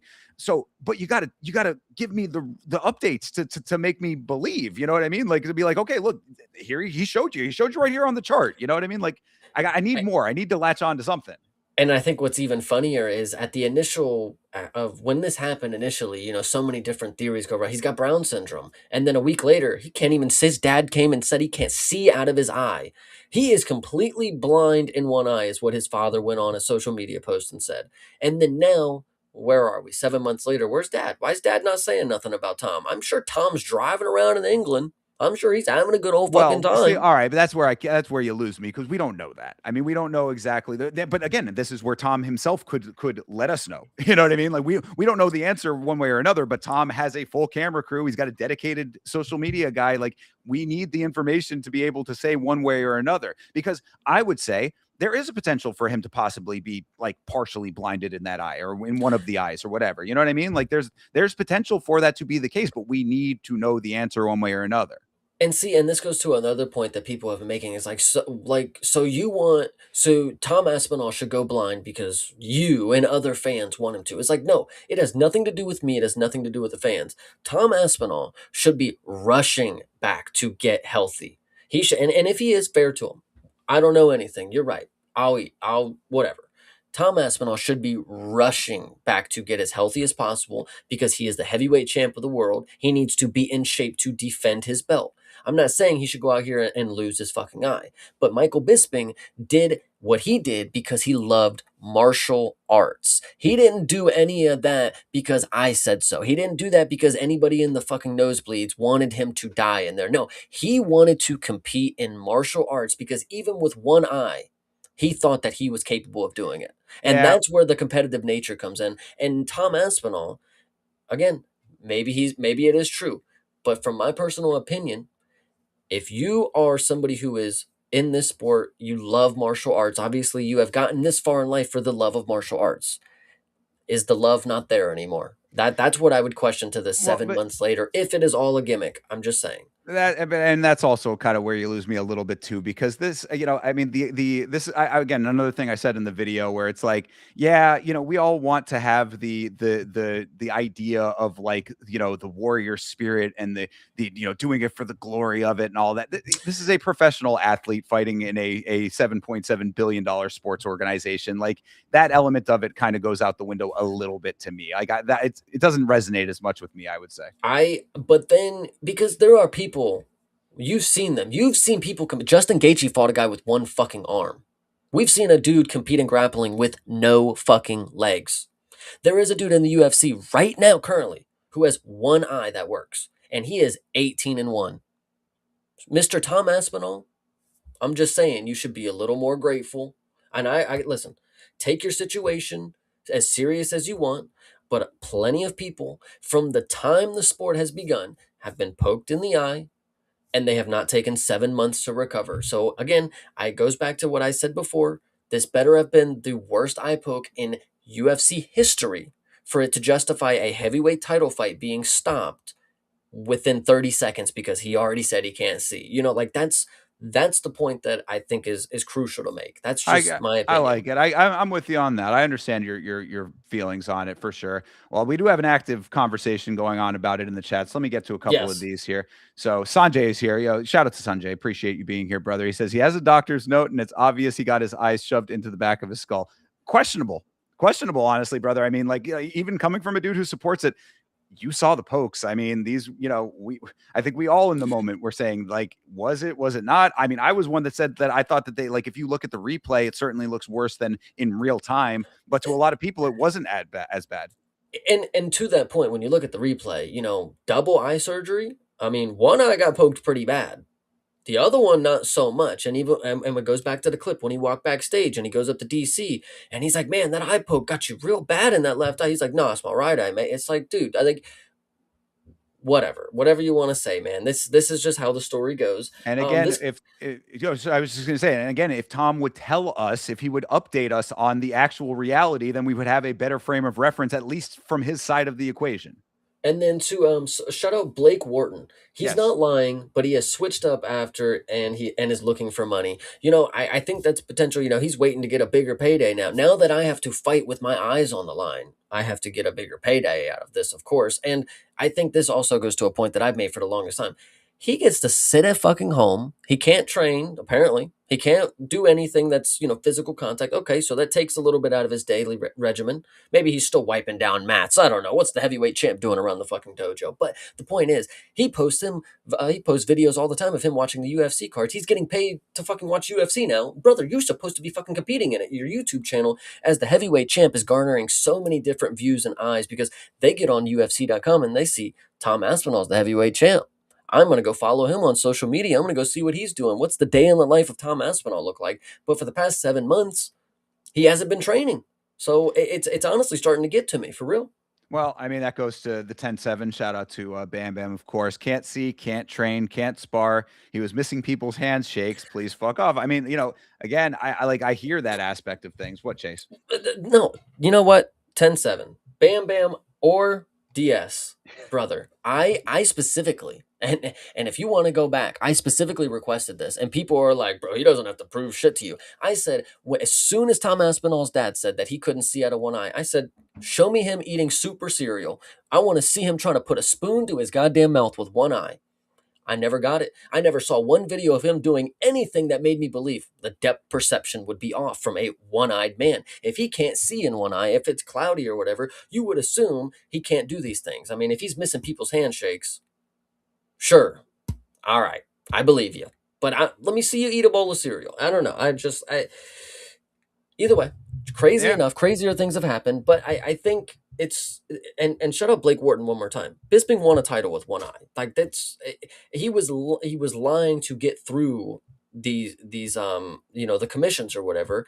And I had questioned if he actually did compete with the one eye, but I mean, brother, Anderson Silva landed a fucking knee right to the left side of his face. It didn't look like he was able to see that shit coming, to my opinion. But who am I to say? Who am I to say?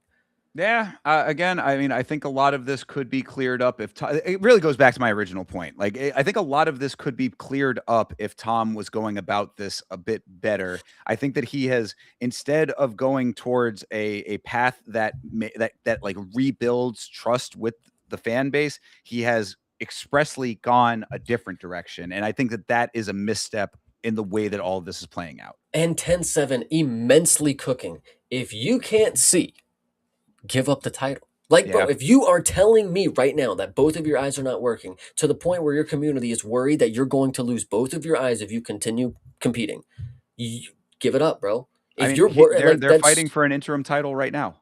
I genuinely stand by that portion of it. Like if we are at the point where you are genuinely worried that you cannot compete again with the vision that you have, and it's been 7 months, you got to give it up, bro. Your career's got to be over. If it's that bad, you can never box after UFC. You can never go do anything fun because this is the worst eye poke that it's ever been. And I know we're going long-winded of this, but this goes back to the point that I want to make. We're going to get into the next video because it's still along the same realm. But Okay. even the people that were your biggest supporters, hey Bisping, care to elaborate why you changed your tune on this? This was you 5 months ago. So 2 months after this happened, he was still rocking with Aspinall. So let's go ahead and listen to what he's got to say here. The one thing you can't do with an eye is rush back. That is the one big lesson that I learned, because I did that. I rushed back too soon. I rushed back to sparring. I rushed back to competition, right? And I never saw that eye again. So Tom has got to take his time. And if he's having surgery, he's definitely going to be out for at least a few months. So a couple things to note here. You know, Bisping, admittedly, I was rushing back. I wanted to do this because, again, he loved martial arts and he loved to compete in martial arts. You know, he wanted to support his family. I asked this question, you know, in the Discord. Does Tom Aspinall have a wife? Does he have kids? I think this would make a big difference in the situation if he does. He Maybe does. I'm wrong. He Okay, does. all right. Well, he should be out here trying to fucking support these Bisping, he wanted to compete. Maybe, you know, at the back of his mind, you know, he's supporting his family. This is what he needed to do that. You know, he needed to rush back. You know, my eye's not fully healed, whatever you want to say. I need to get back in there quicker because I have things that I'm going to accomplish. You know, Tom Aspinall sitting back, fucking feet up on a table, taking a grandiose time. Another thing Bisping said, you know, it's going to take surgery. It should take a few months.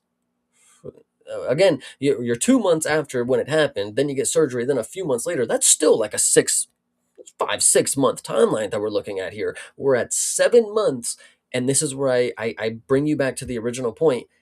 Even the people who were the people rocking with you, I mean, whether you want to say, oh, you're going to see whose people real true colors are, if you want to be that type of guy, I'm sure Tom Aspinall is probably thinking that, like, see, I knew they were fake all along. They're some fucking losers, bro. But he probably said it in an English accent that he fakes or whatever you want to say. But this is prime example. The people who rock with you are even starting to doubt what you're saying. And that's not a problem. You guys should have, you're just finally catching on to what I've been saying the entire time. If that's fine, I don't need it, but I think it's just unfortunate. This could have never really gotten this far. It never really should have gotten this far. Is Yeah, no, all. I mean, again, I land back in the same middle ground that I've been on pretty much this entire time. I think that Tom is not. I still rock with Tom as far as the key elements of this goes. I think he is going about presenting information in a poor way, and having Eddie Hearn involved is not helping the situation. I think what's honestly funny is, and I do that. I did the same thing with Yusuf Zalal. You know, Tom Aspinall is somebody that I bet to beat Surreal Gone. You know, I believed in it right then. You know, everybody got me on the hype train. Tom Aspinall's some killer. He's a marauder. He's the first round guy.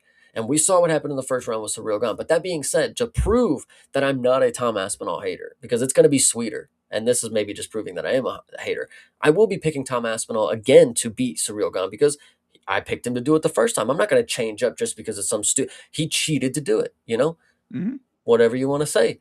But if Tom Aspinall evidently does not beat Surreal Gone or whoever ends up fighting him, I mean, in my opinion, he's going to fight Surreal Gone. Oh, well, and he but has that, to and that's eventually. right, and that's also what I had said about why the Eddie Hearn conversation has been detrimental to all of this, is because Hearn was saying recently, let him get release him from his contract. I'll get him more money in boxing, whatever. I said, fucking no fucking way. Like, that is that is noise in this conversation. You need to come back and you need to regain your ground by fighting again and reproving that you are still that guy. And then at that point, if you want to say middle fingers up to the haters, you have earned that at that point. But to go and cut and run right now would be a very, very poor decision. And I also don't think that I think your stock is already kind of middling right now based on this whole situation. You leaving now, imagine he leaves now and gets knocked out in boxing. I mean, he'd be donezo. I personally, and I hope to be wrong, but I personally believe that from what I am reading, I'm picking up the patterns. This is if somebody who has already, you know, to me, of course, and if not to others, has tarnished a sort of reputation that he had at one point.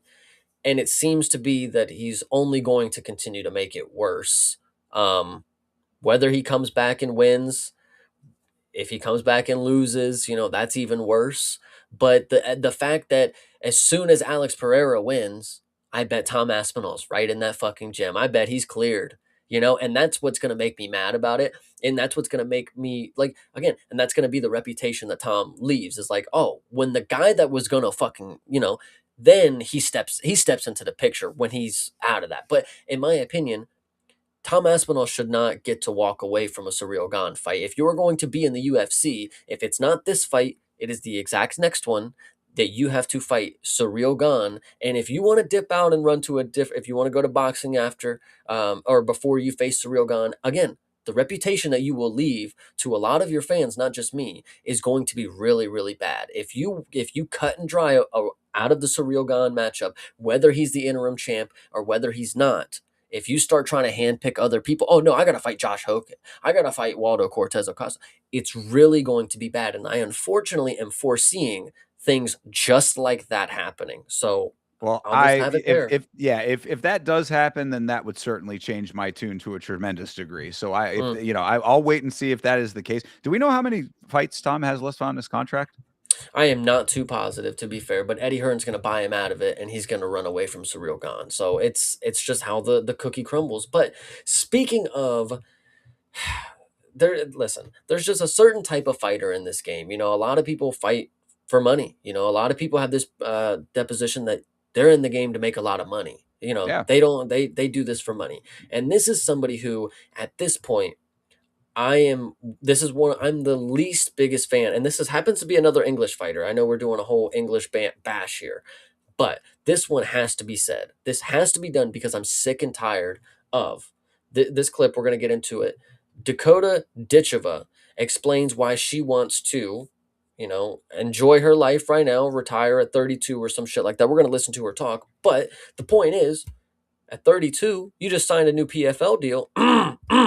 Aren't you supposed to be the best in the world? Or I'm confused now. So let's listen to her be fucking the talk. best in her organization. But yes, let's go ahead. Let's listen to her. Yes, of course. Thought about that though. Like how many? Like some people say 31, I'm out. 35, I'm out. Yeah, I mean, I think about that all the time because I want to be a mom. I want to have a little bit of a normal life. Sure. And I don't want to fight. W, by the way. Let me start off by saying W. I heard this portion of it. W. Being a mom, awesome. Love that route for a lot of women. Good deal. After I'm a mom.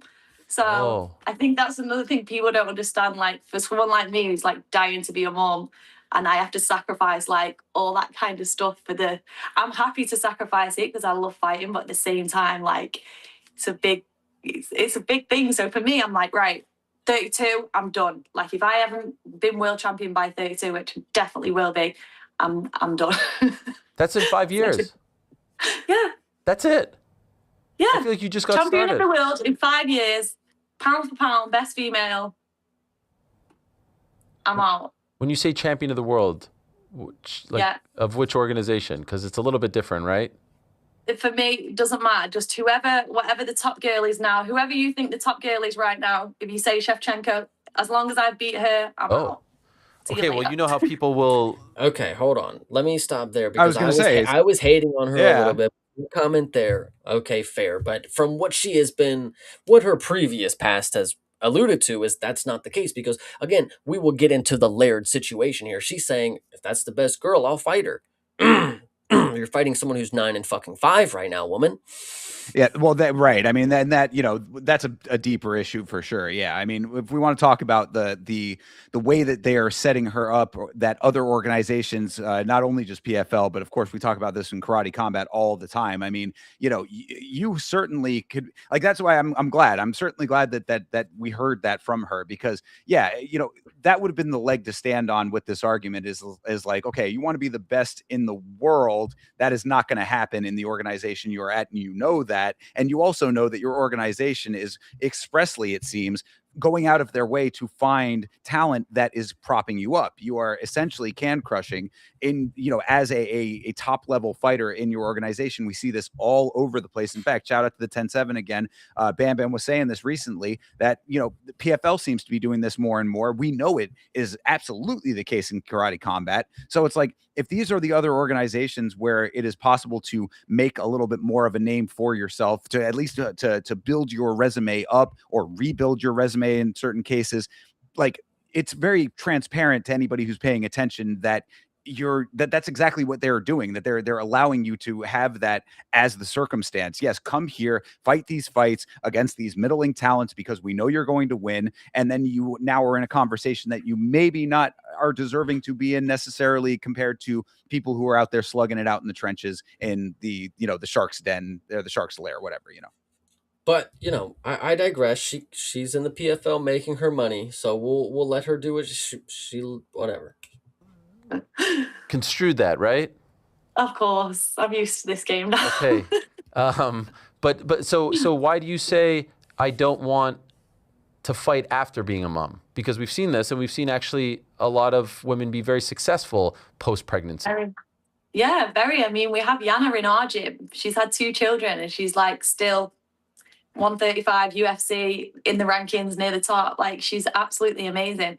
It's just, for me, I want to be like a full-time mum. Like, I want to just be, I want to be done by then. I want to see my parents be grandparents, and want to spend time with my kids and put it all into them. This fighting is like, it takes a lot. It's not easy, for sure. So what do you think you'll do? Do you just want to be like a mom that stays at home, or do you have plans? I know you talked about investments and things like that.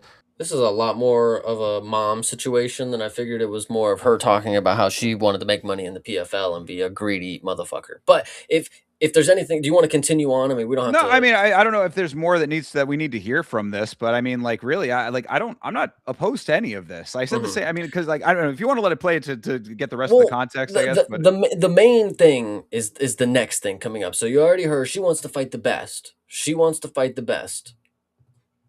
Liz Carmouche is in PFL, guys. She wants to fight, and she's the champ. So is she? Oh, Liz Carmouche is the current champion in PFL. Pretty sure she's champ at 42 years old or some shit like that. Yeah. Okay, then yes, and then she should fight her. But I mean, you can go ahead and let it play if you want.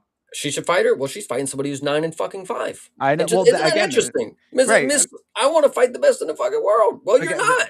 They're building her. Is it?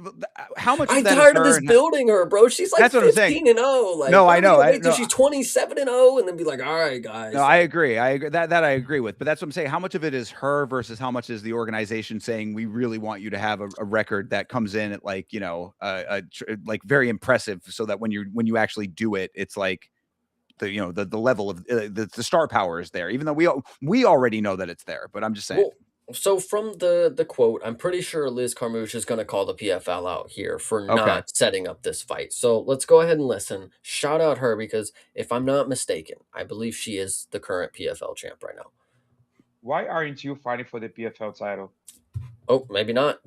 Maybe. Yeah, not. I was gonna say. I mean, is Ditcheva not the champ? I saw her.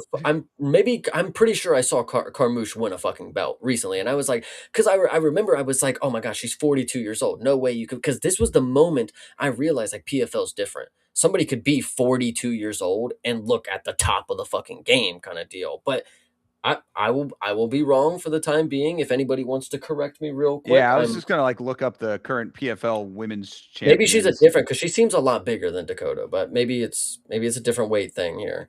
Yeah, Ditcheva's already the champion of the flyweight division. I just saw a fight 5 rounds for Nana belt like 6 months ago or some shit, and she broke her fucking hand in it. Like, why is she not defending her fucking belt then? Like, anyway, we have so many issues here. Continue, Liz Carmouche. I wish I could answer that. I can't. Yeah. I've been asking the same thing. Yeah. Did you ask PFL why you're not fighting for the PFL title? Of course. I mean, I thought coming out of the tournament that the only matchup that made sense was last year's champion versus the year prior champion. Okay, so, and shout out Blake in the chat. She won the tournament. Of the PFL tournament, so she got her $500,000 or whatever it was. I would assume that's what it is now, right? And Ditcheva won it the year before, so okay, does make sense here. But they have a different agenda. Was that even discussed? You have fighting Dakota or no? No, as far as I'm being told, it's at her pace and her wants, not mine. So, I don't know. You think she's trying to avoid the fight against you? It certainly seems that way. Yeah. Yeah. Is that disappointing? Yeah, of course. I want to be fighting the best and prove that I'm the one that deserves to be having that belt and to be a contender for the belt, if not the belt holder. But I certainly understand they want to protect their future. They put a lot of money invested into her, and she's the face of PFL. So you certainly don't want to give it to somebody who's in their 40s. You want to give it to the young 20-year-old. Yeah, I think that it's an inevitable outcome. I think the only way that it doesn't happen is if she decides that she wants to leave PFL and go to the UFC. That's the only way to, in my mind, to slide past and get out of this. How do you see this matchup if it happens one day? Yeah, I think that Dakota's another person that is able to push the tempo and make an exciting fight. One thing she's proven when she fought Bishop and a few others is everybody had questioned her ground game and thought that as long as you can get her to the ground, you can finish her. And that was proven that's not necessarily true, right? So I think that striking wise, we can throw a lot of back and forth and a lot of variability in there. But I also have faith in my ability to drag people into deep waters. And once you get to that fourth or fifth round, that's when I really start to wear people down and get them doubting themselves, and they make mistakes I'm able to capitalize on. And I could see it being a solid finish against the cage, where it's a TKO or even a submission on the ground. Okay, so anything to mention here? But actually, first, Bleeding Edge, he wanted to clarify for us. Dakota is not the champ. She explained it to Ariel. She won the tourney, but is not the champ. And that's what is stupid about the PFL. Because, again, I talked about this fight that she just fucking had a little bit ago. Maybe it was even 3 rounds now that I'm thinking about it. But I think I remember it was 5 because she broke her hand in, like, the second round.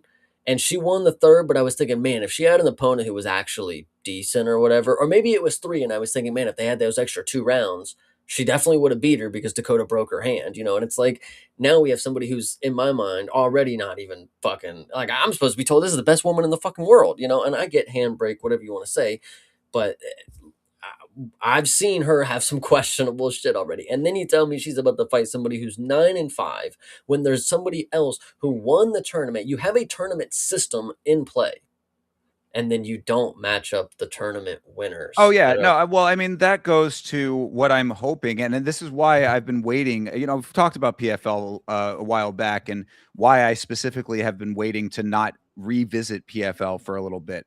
It's because, you know, for the longest time under the Don Davis administration, so to speak, I think that they were making some tremendous missteps in that organization.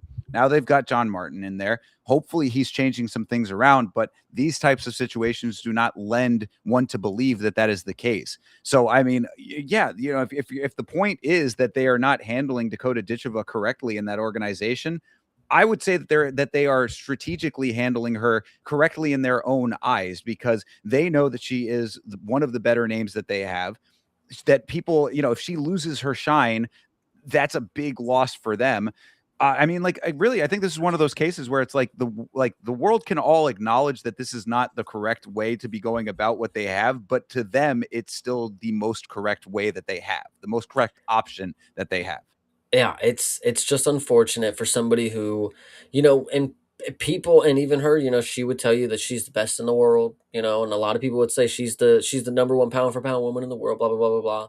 She beat the woman that went to split decision with Shevchenko, whatever you want to say. I mean, that's like anybody who would like honestly and earnestly say that is out of their fucking mind. How many times have we seen women come over, or anybody, not just women, excuse me, just fighters in general, come over from another organization into the UFC and have tremendous problems? I mean, that this is a ridiculous way of looking at this situation. That's the reason why PFL is doing what they're doing with her, is to continue the perception, because they know that if there was an option for her to fight someone else, she's talking about fighting Shevchenko or any of whoever the best in the world is, they know that there is a tremendous amount of chance that that is not going to turn out correctly for her. And the only person who has been able to defy that is Kayla Harrison. So, I mean, like, yeah. I just find it funny because, and I genuinely mean this, Dakota is very good. And, you know, she looks great in the PFL. But the levels that we have in the UFC compared to the other promotions, you know, somebody, and I mean this wholeheartedly, and I'm not trying to rag on Dakota, but I think there's a different level of toughness once you get to the UFC. Somebody like Juliana Miller would take her to decision, and we would all be like, she's not as good as we fucking thought, is she? You know, like, that's the shit that I'm talking about. Like, I mean, when, you know, after the Dakota Ditcheva fight where she broke her hand, you know what's funny? That weekend, you know, because Dakota fought on Friday, you know, we had a Saturday. I think it was actually PFL Africa, so it happened during the day on Friday, and then Saturday we had Carly Judice, and I was confident you guys are going to see the real what Dakota should be. You know, that's somebody who goes into the UFC with fucking 4 professional bouts or some shit like that. That's skill and competition level. Like, she wanted to compete with the best. She was able to have that opportunity, of course, but she could have went to the PFL and dominated for 30 fucking fights. You know why she didn't? You know why she didn't, guys? Because she doesn't have a fucking rocket shoved up her ass with money, I guess. I don't know. But here's Carly Judice, man. Shout out, because Dakota Decheva is getting shelved by the PFL, it seems, when it comes to like Well, no, and look, good if comp. she is saying that she wants to fight the best eventually and then retire on top, I don't think that I personally have no problem with that. But you do have to go to the UFC to make that happen. I just find it funny. It's like I do want to fight the best eventually, says the 18-0 fighter. Like, you know, isn't that weird? Isn't that fucking weird that at a time that you are undefeated, you are still saying, yeah, not yet am I going to fight the best in the world. Like, I mean, I guess that would have been the better follow-up question from Ariel, is like, what's the timeline on this then? Because you're saying that you want to be out by 32. That's in 5 years, he just said.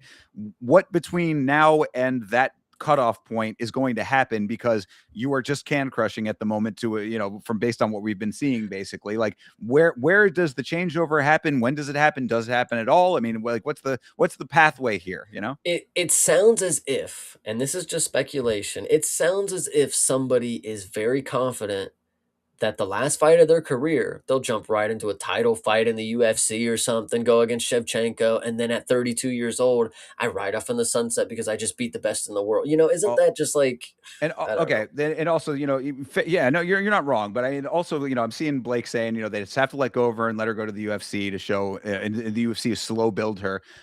Let me say something here, and I think that this is a point that's getting missed in this conversation.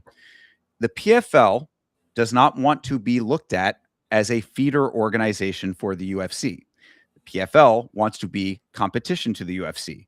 That is the difference of the dynamic here. Like, this is why they have misstepped time and time again, is because when PFL bought Bellator and was going to try to become this big competitor to the UFC, they let all of their star talent leave. And a lot of it went to the UFC. A good amount of the big names went to the UFC and elsewhere. So the point is that they want to be looked at as their own entity that can rival UFC. So they have to have a star like this in order for there to be like any reason to bring eyes to it. That PFL needs to be finding and building their own prospects to be the challengers that make Dakota Ditcheva's fights look to be UFC caliber. That's what is being lost in this conversation, because the whole idea is, in order for her to be looked at as the best of all time, or to be in that conversation, has to go to UFC. They don't want that. They want their own talent. And that is where they're going to be having the biggest missteps and the problems, because it's always, and I'm saying that, but in order to say it's not going to happen. Like, they're not, it's not actively happening now, and it's not going to happen based on the talent pool that they currently have. The only way that she gets to be in that conversation of being one of the best in the world is going to UFC, and that becomes the ultimate downfall of the structure and the desires of the PFL. Yep, it's just unfortunate for Dakota's sake, because if she is truly one of the best in the world, we are not finding out. And until she decides to cross over, and when she does, I've always said, if they keep her in the PFL long enough, in the nature of the beast, somebody is going to beat her, and it's just going to look worse on her when somebody who's fucking 7-4 beats her for a fucking title fight or something randomly. But apparently we don't have those. It's only in tournament form. But that's what's going to make it worse. So, but if she doesn't achieve that, then her goal of fighting for the best in the fucking world is out the fucking window. So she better be sure hell that they're going to keep giving her people that she can beat, because by the time she wants to leave them and go get her super fight, I still think she'll probably lose jumping over, Kaya Sakura type shit. But it's just unfortunate for her, because if she truly is one of the best, I am not believing in it, because I've seen plenty of great white buffaloes, whatever you want to say. I've seen them all. Buchecha was a god on the mats, is what I was told, guys. Yeah. Can I give you a hypothetical situation that I think would be the only way that this could like really work out for the PFL and for Ditcheva? Okay. Think about this. Now, this would never happen, but this would be, I think, the one way that this could work out for PFL specifically. Dakota Ditcheva has a management that negotiates her coming into the organization against a ranked opponent. She's on a 3-fight contract, fights all 3 of those fights. So let's say we bring her in at number 7, fights 7, fights 4, fights number 1, doesn't go for the belt, but fights to become number 1 contender, fights out those 3 fights, then goes back to PFL. There's your narrative. That's something that could actually build off the PFL, because then it says, look, she came over, she worked her way she beat all of your top contenders. Didn't need to go for the belt. She came back over to our organization to be the best over here. You come to us now. That's a way that they could actually build a storyline that makes them look good. Never would happen, but you see why I'm saying that, right? Like you understand that like the PFL, they want to be looked at as an international sporting organization that is a competitor, that is a rival, that has their own thing going on, that draws the eyes. They want to be something that is appointment viewing the same way that UFC is appointment viewing. I don't think that you do it based on the current structure, and you need something that is going to take a share away. And that's, I think, why they're in the position that they're in. No, absolutely. But I'm glad you said something about an appointment, because that's a great segue to this next topic. Okay. And this is off of the UK slander. Everybody out there on your island, I appreciate you. I don't hate you. There's just specifically a male and a female that are making me frustrated with the choices in their career that they're making. But who am I? So, making an appointment, booking one. I don't know if you knew, but you can book an appointment at Burns MMA Agency, because he is now signing fighters. Gilbert Burns, yes, is now an MMA manager. And if you recall, if you recognize this guy, do you? Oh gosh, yes, I do recognize this guy. I mean, management would not be the thing that I think that he needs. Management, I think, was probably the least of his problems. Rafael. Do you remember who he fought? No, who was his opponent? Dair Nurgache. Yes. So Oh, lost yes, to he him. did. If I believe it was on short notice, though. I believe it was on short notice. And I honestly believe that I might have kind of believed in the kid. He's tough. He made it to decision on short notice. But this is a weird signing. Yeah, like out of all the Brazilian people, he's like, I gotta have that guy. It's Oh like, no, dude, this isn't a weird signing. This is the exact right signing for someone who is getting into a very crowded space. Okay, fair. This is a dude who is like, who needs management? I need management. Okay, fair. It was either you or it was either Thinker or Burns. I mean, Yeah, right, there was exactly. 2 options here. For real. I mean, well, Gil, I mean, come on, man. I mean, we could talk. I mean, True. you can help out the podcast. We would certainly be happy to talk to you in this new enterprise that you were in, Gilbert Burns Fight Management LLC over here. I mean, he might become a competition to Yama Industries at some point. Yeah, absolutely. But no, this was just a great segue just to get into Brazil. I don't know if you knew, but Brazil is a hot topic right now because Brendan All In Allen is representing Brazil. I haven't actually watched the video of him saying why. I mean, obviously, I think somebody had said it's because his wife is Brazilian or something, but I just kind of find it funny. And there's something else that I'll bring up to this point, but we'll go ahead and listen real quick. What's up, guys? Brendan All In Allen here, number 4 middleweight in the world. Next Saturday, June 6th, make sure to tune in, watch me fight Edmund Sherbazian. One of my daughters, my son, half Brazilian, my wife is Brazilian.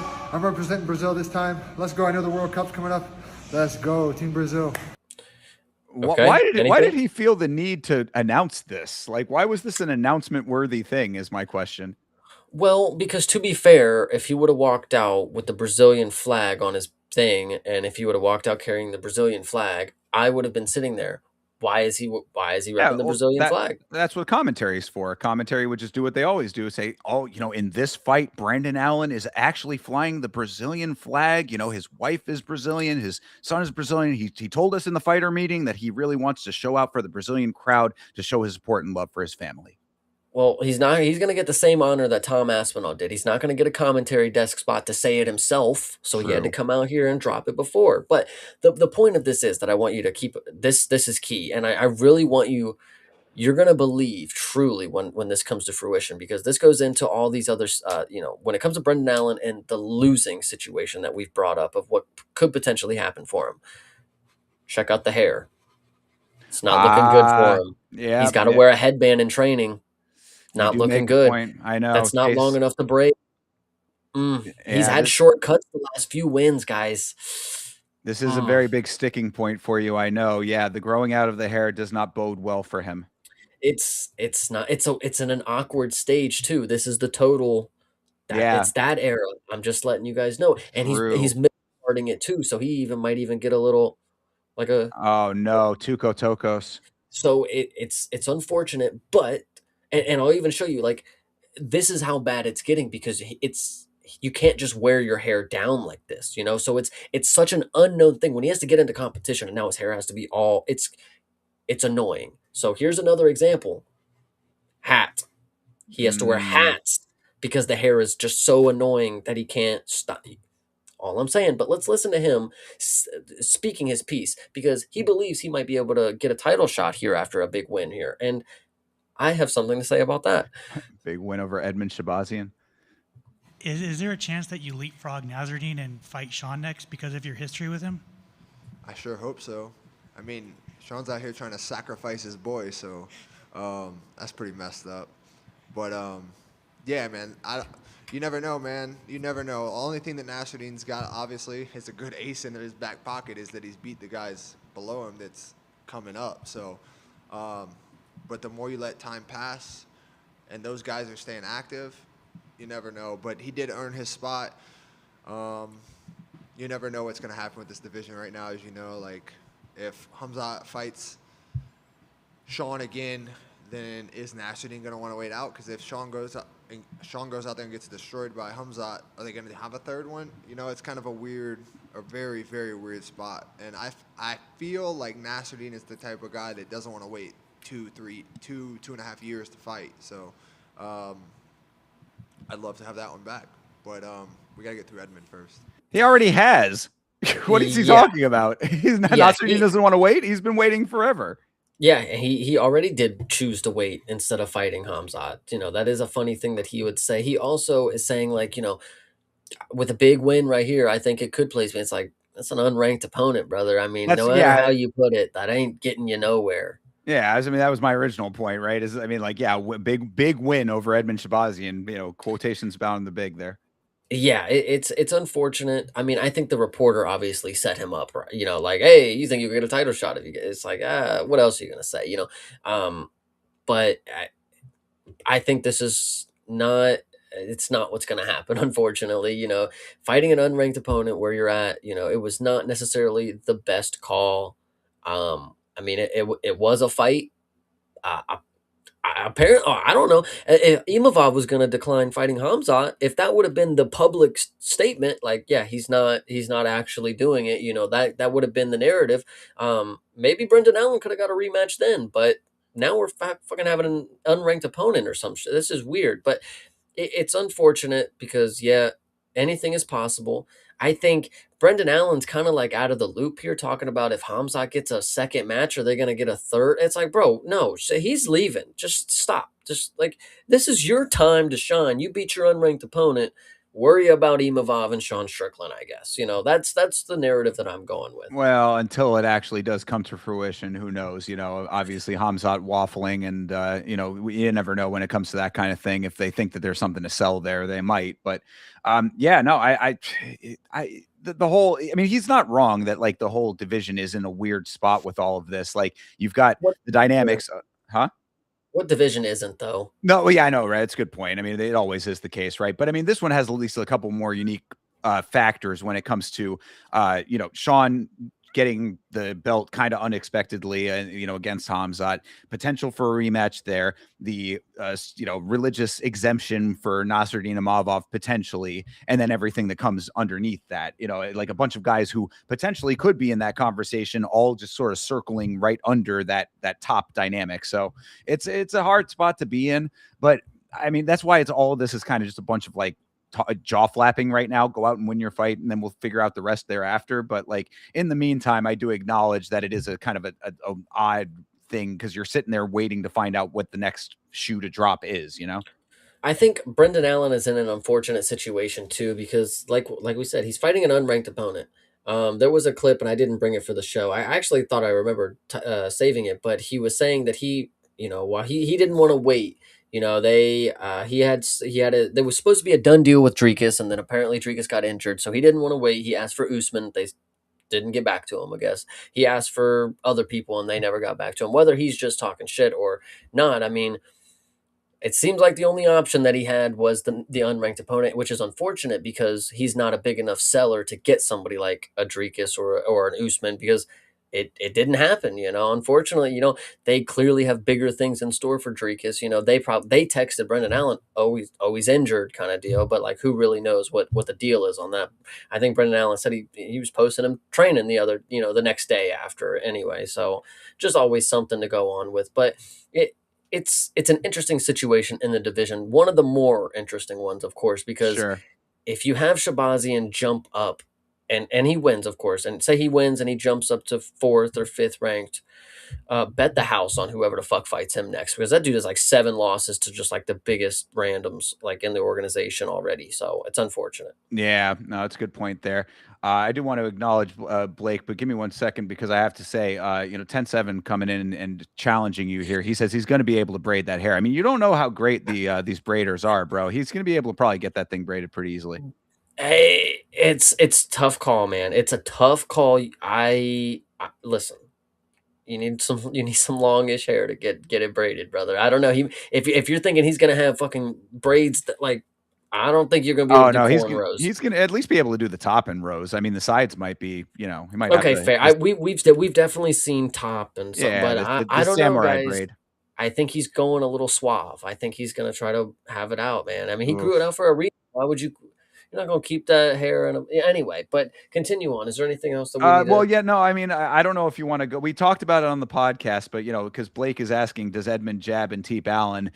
I mean, I guess we could just say listen to the podcast for the whole. And actually, you put it out as a clip too. You put out a clip about the whole Ali Abdelaziz connection to this whole thing. So I didn't know if you wanted to retouch on that at all, where we can expound upon it. But I mean, really, we kind of said everything that we needed. Yeah, there's nothing more that I need to say. I mean, it's a fishy situation. I would keep your money away from this fight. That I guess, yeah, and just to very briefly recap, just for anybody who didn't listen to the podcast. First of all, listen to the podcast. That's first and foremost. But second of all, basically, this is a situation where Ali Abdelaziz is the manager of both of these people. Brendan Allen in a position where taking a loss does not necessarily affect him in a tremendous way. Edmund Shabazian, a guy who's looking to get into the rankings. There does seem to be potentially some treachery afoot with Edmund Shabazian maybe working his way into a ranked position based on this fight, and Brendan Allen coming back, winning fights thereafter to get himself rebuilt. Yes, absolutely. But that's all he said, she said, water under the bridge, whatever you want to say. I think this is a good point for me to let everybody in the chat know that we are coming down to the last of our stories here in a second. We have a few more to go over, but just so you know, end of the time is coming. We will definitely look into the BKFC double leg takedown. We'll watch the clip at least here at the end. Sure. But if there's anything else that you need to talk about, go ahead, let me know. Send a braid tutorial on this length of hair. We might run it down, but either way, absolutely, yes. So this next story is interesting because it made me mad. Not really, but like when you read some things and like when you read a tagline, it's like, why would I want to hear him say something like that? Like, why would I want to hear somebody be so stupid, kind of deal? So here's Demetrius Johnson talking about Dagestani fighters, and this one's interesting. So we'll go ahead and play it. It's 21 seconds apparently. I heard a rumor recently that they're not letting any more Dagestans or Russian guys in the organization because they're that fucking good. Really? Because they would just destroy everybody, right? Could you imagine more Umar Nurmagomedovs? Could you imagine that? The guy who's a striker, bah, bah, bah, bah, I'm taking you down. I'm grounding and pounding you. I heard a rumor recently that there's... Yeah, so what would you say? You think guys like Umar Nurmagomedov, they could just run around and they're just too fucking good for this sport? I mean... We've literally been seeing very, recently, people who have been defying this, first of all. Second of all, to think that the organization who created this situation in the first place very specifically, I mean, the organization was out scouting these people in order for this to be the case because they want that region of the world. I'll tell you, in relation to this, Dana very recently, I think it was in, I don't think it was the the NPR interview, but it was like it's on this most recent little stint of interviews he's been doing for the White House card. He was talking about how, you know, we are an international organization. I think it was something regarding like international politics and how he doesn't let it like play into, you know, I think into it might have been the clip where he was talking about getting a Chinese fighter on the card. it might have been, yeah. Like I said, it was in relation to the same Yeah. basic stuff. So it's like in this recent era. But he was saying that, you know, like international politics does not play a part because it's an international organization and you get people from all over the world. So like obviously, like there's a desire to be international in the sense of like we want fans from all over the world, but like that comes with specifics to whatever makes the most sense financially in any one region. So if you know that there's a massive amount of money to be made off of that specific fan base, why would you limit yourself? Like you're not going to limit yourself. Like he is going to go where the getting's good. So to think that this is anywhere near correct just seems very outlandish to me. And also, as I said, we have been seeing people defying this now too. So it's not like like the Dagestani ethos and mystique is already starting to deteriorate in real time.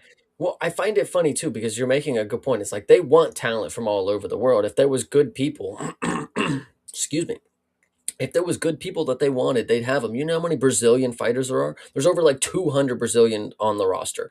You think at a time they were just like, no fucking way, bro. We cannot have more Brazilians. They're just cooking us right now. We have 7 Brazilian champs right now. There's no way that they would ever. They're taking over the sport, and I think it's really funny because like bro, like what are you saying? Like I just it's so weird to me. And this is another good point. So this is quoted to this. I don't know where he's getting this from. The UFC just signed 2 Dagestanis last month, which is pretty funny. Also, the notion that they're too good is an old narrative from 2020.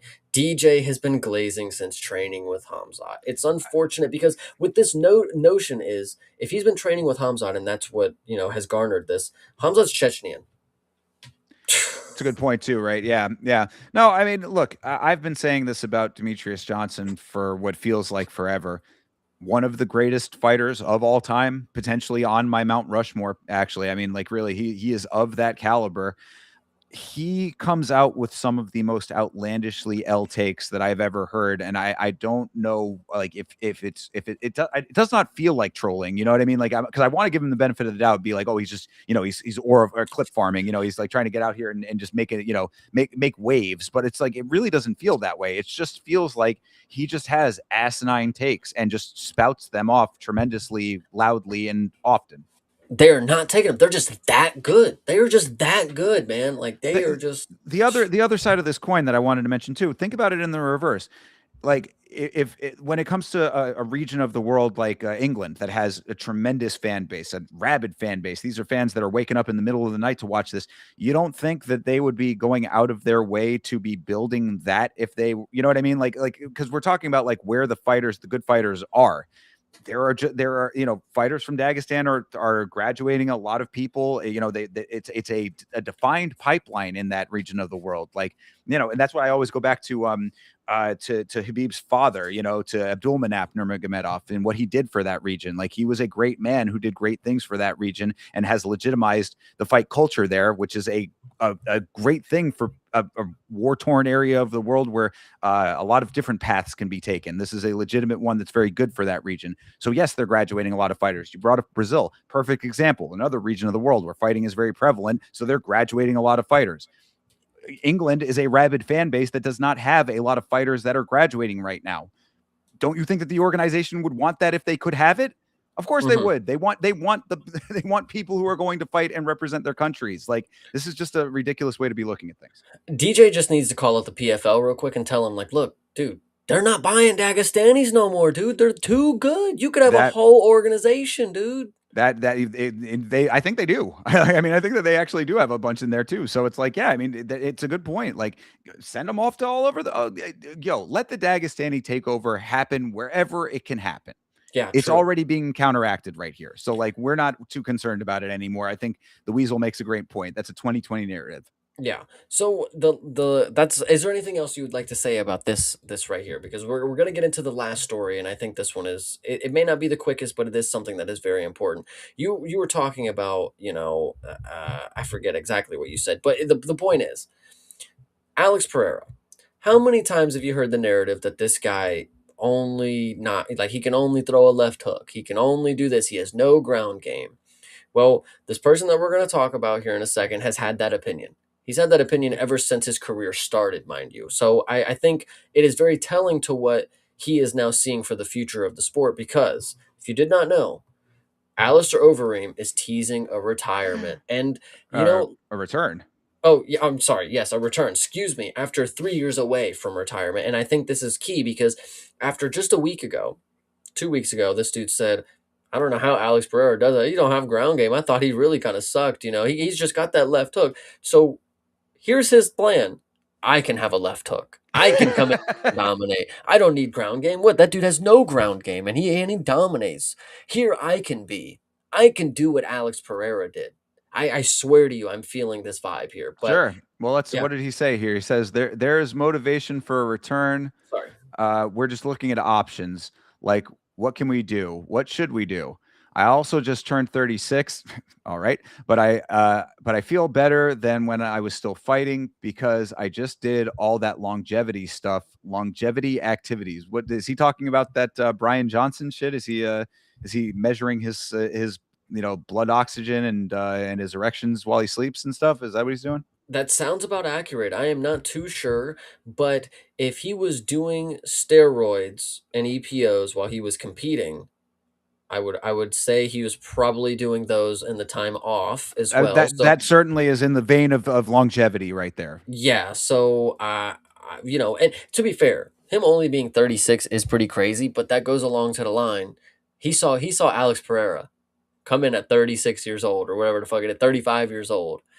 I could do that. He has no ground game. I trained my whole life to have a ground game. I'm a Dutch kickboxer. I'm a kickboxer. I could go be the UFC champ right now. Maybe that's obviously out of the scope of what he's thinking. He's probably thinking of an MVP matchup with fucking Francis or something. But yeah, which I is still ironic think considering Francis knocked him out. But right, but I still think it's funny that just a couple weeks ago he's making these remarks that man, that dude's not that good. I don't know how he does it. Coming and now I can come out of retirement for the whatever. I don't know. It just kind of irked me, this dude here. Well, I mean, maybe he was doing that specifically for this reason. He says something like that, it gets him a little bit of attention, and then he says he's coming back. Maybe there's some narrative that he's trying to spin there. But yeah, I mean, all of it is kind of moot point to me. I mean, bro, if you were good enough to be at the level that you thought you were going to be at in the UFC or of the UFC caliber or of elite caliber, you already would have done it in the UFC. I mean, you were there during a prime era for it. You know what I mean? Like, coming off of the Stipe run or in that time frame there. If Alistair Overeem had stuck around through the end of Stipe's run, into the John Jones era or whatever, and he was that guy, he would have been in the conversation at this point. I mean, like, he would be one of the dudes that would be regularly fighting the up and coming heavyweights. I mean, like, there's plenty for him in the landscape of heavyweight. Like, if he had waited it out, he didn't do that because he wasn't of that caliber at the time. So why am I supposed to care now?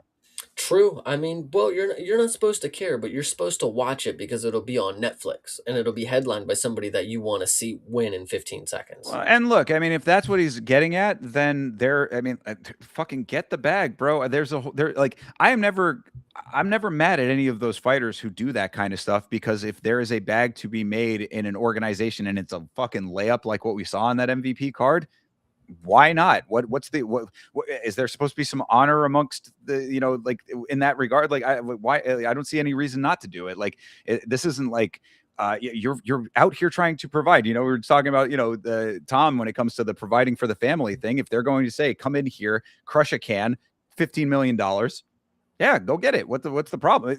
It is on the fans that when it comes to that situation, it's on the fans for being the ones that enable it to happen in the first place. We watch, bags get made, MVP continues.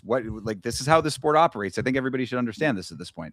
I 100% agree. Yeah, when the sport passes you up, I mean, if you're still a fighter at the end of the day, you're just here to take fights to make money, you know? And after you're out of your competitive days when it comes to being the best in the world, do whatever you need to do to make that bag. Mike Tyson, maybe he needed the money. I don't know, but he set up a lot of people with a lot of money and a lot of people watched it. But when the sport is behind you, as a fighter, it is your job to take fights to make money. That's just how it is. I mean, it could have been him knocking out Junior Dos Santos or fucking Overeem versus Robellis. Book it. Yeah, true. Actually, I think what's even more likely, if you would really like to know, is get him on the next dogfight card, right? Hear me out. And we get a tag team match. Okay, so it's going to be him and then Brock Lesnar on the other team. And we get two teammates for him. I like it. I love it, and man, you're getting the right idea here with the dog fight. Shout out again to what is Jordy Wild out there in Spain, putting on quite the circus in a way that actually was very satisfying. I have to say, I mean, I really have nothing but good things to say about that dogfight Wild Tournament 4 that we watched. But yeah, no, as far as Overeem goes, dude, Overeem is one of these dudes that like every once in a while just comes out with some asinine shit, and it's just like, you're still talking, huh? I didn't even know that you were out there still saying shit, but you still certainly are. So, best of luck for him getting his family situation back together with his woke child or whatever, because that was another asinine thing that he came out with not too long ago. And if he wants to come back and make some money, if they'll have you, go for it, brother. Yeah, 100%. But rolling into the last thing that I said that we would show on the screen, this is Julian Lane, this is Let Me Bang, bro, and it played a little second of it, so I did get a glimpse of it, but I'm excited to go ahead and show you. All right. Now, a lot of people are saying this is BS, this is corrupt, after seeing the clip very briefly. Yes, okay. Hand on the turn from Henry, that was slick. Lane driving, hitting the full double leg takedown. Not sure. Oh, sorry, were you muffled there for a second? Go ahead. Oh, I was just saying that's a legitimate double leg takedown is what that was. Yeah, and he I think it's not funny if he's actually hurt, but I think it's funny to hit the you hurt. Yeah, I broke my back, dude. Here come the boos, and timeout called by Sam Burgos as you see Bryce Henry flat on his back. This fight is over. Disqualified. Wow. All right, one more time. One more. That was slick. Lane driving, hitting the full double leg takedown.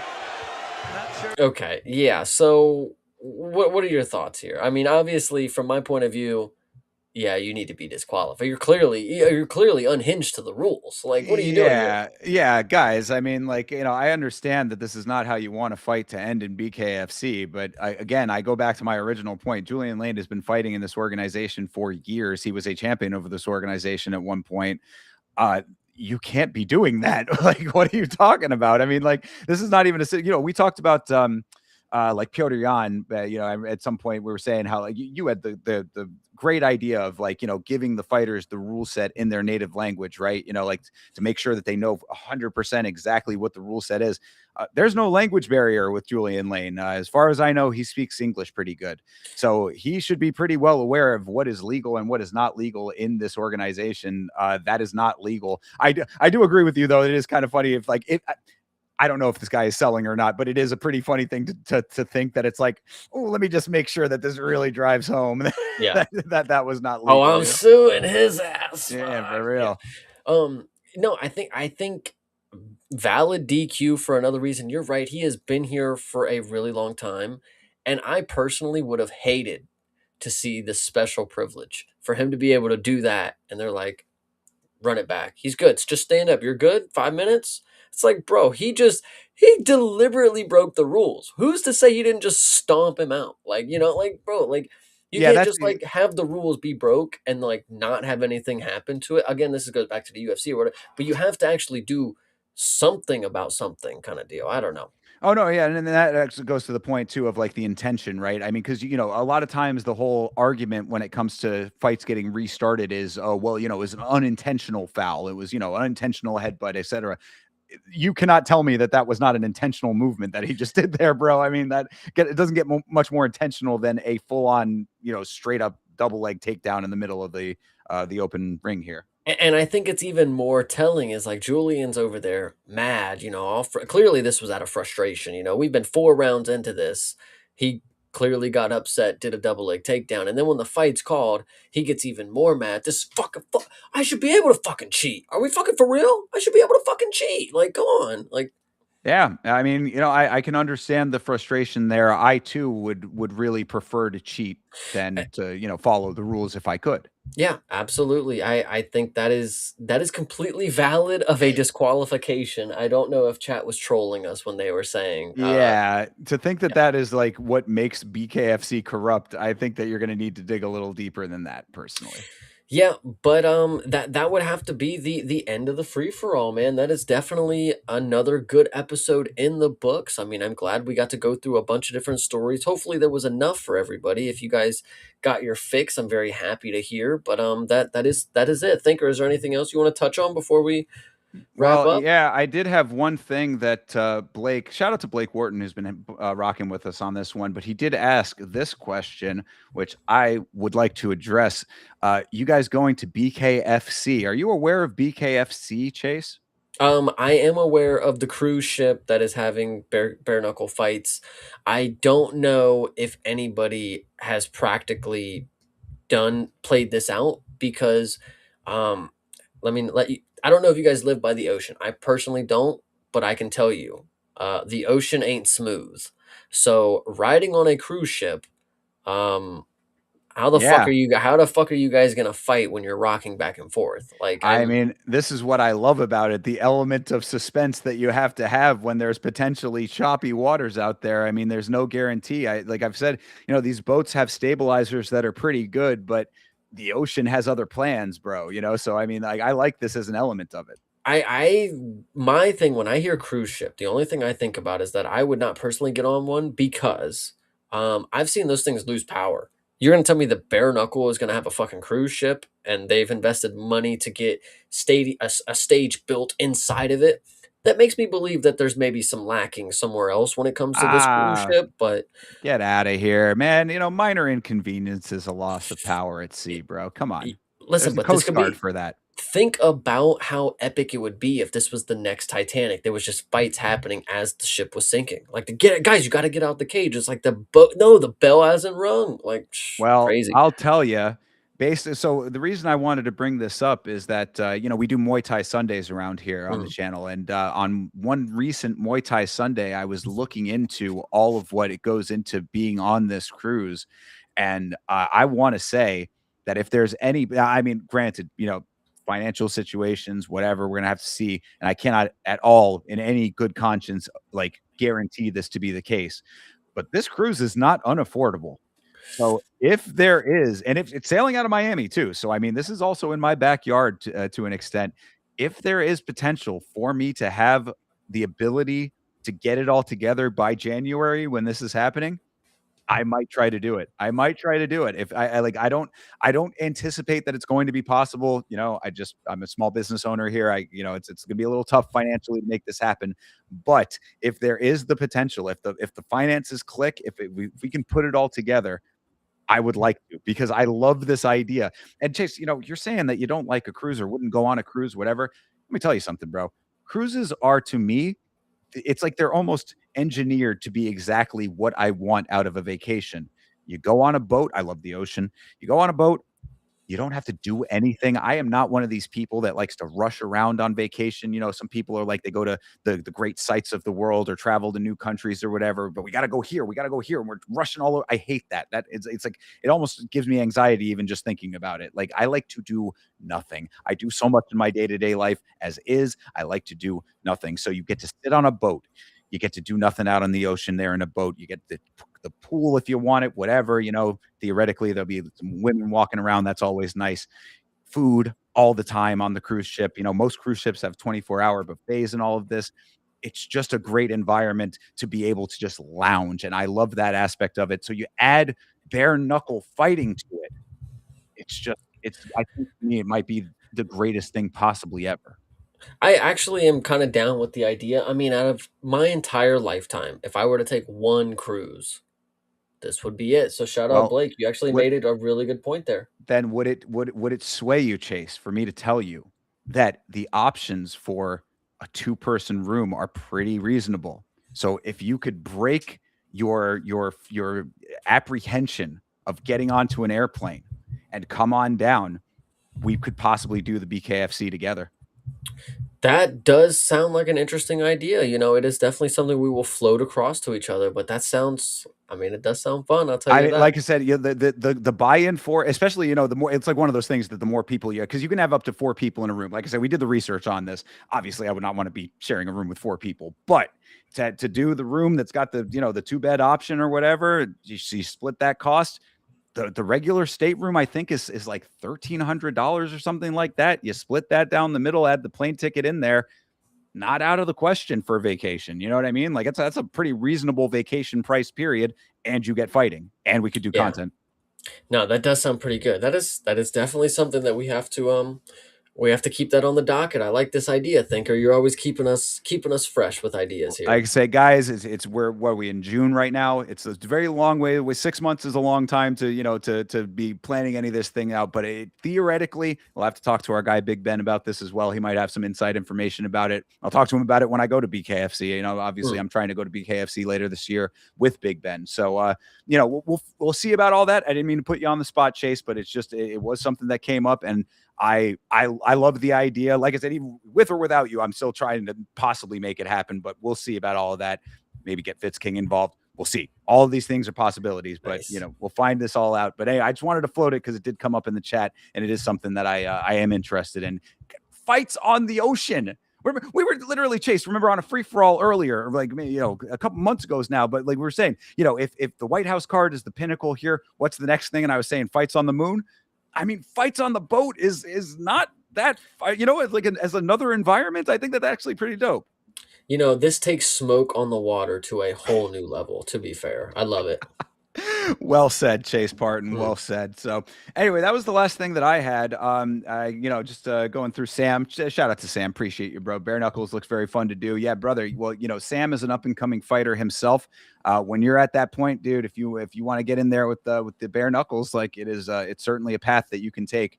And we got the inside track for you too. So Yama Industries for all of your sports management needs, and you know, I can make that happen for you. Yeah, Yama Agency, guys. Keep it real. That's right. It's the Yama Sports Management. I call it Yama Industries in general. It's just my umbrella term for everything.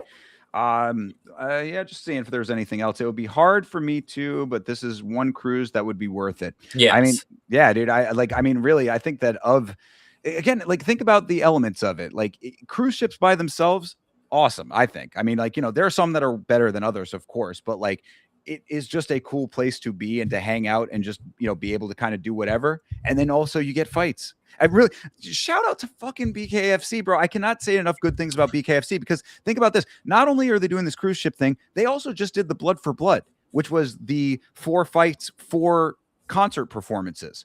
I am not a fan of concert performances in broader cards like that, but if the specific idea is to do just that, 4 fights, 4 concerts, I think it's pretty dope. They're out here innovating.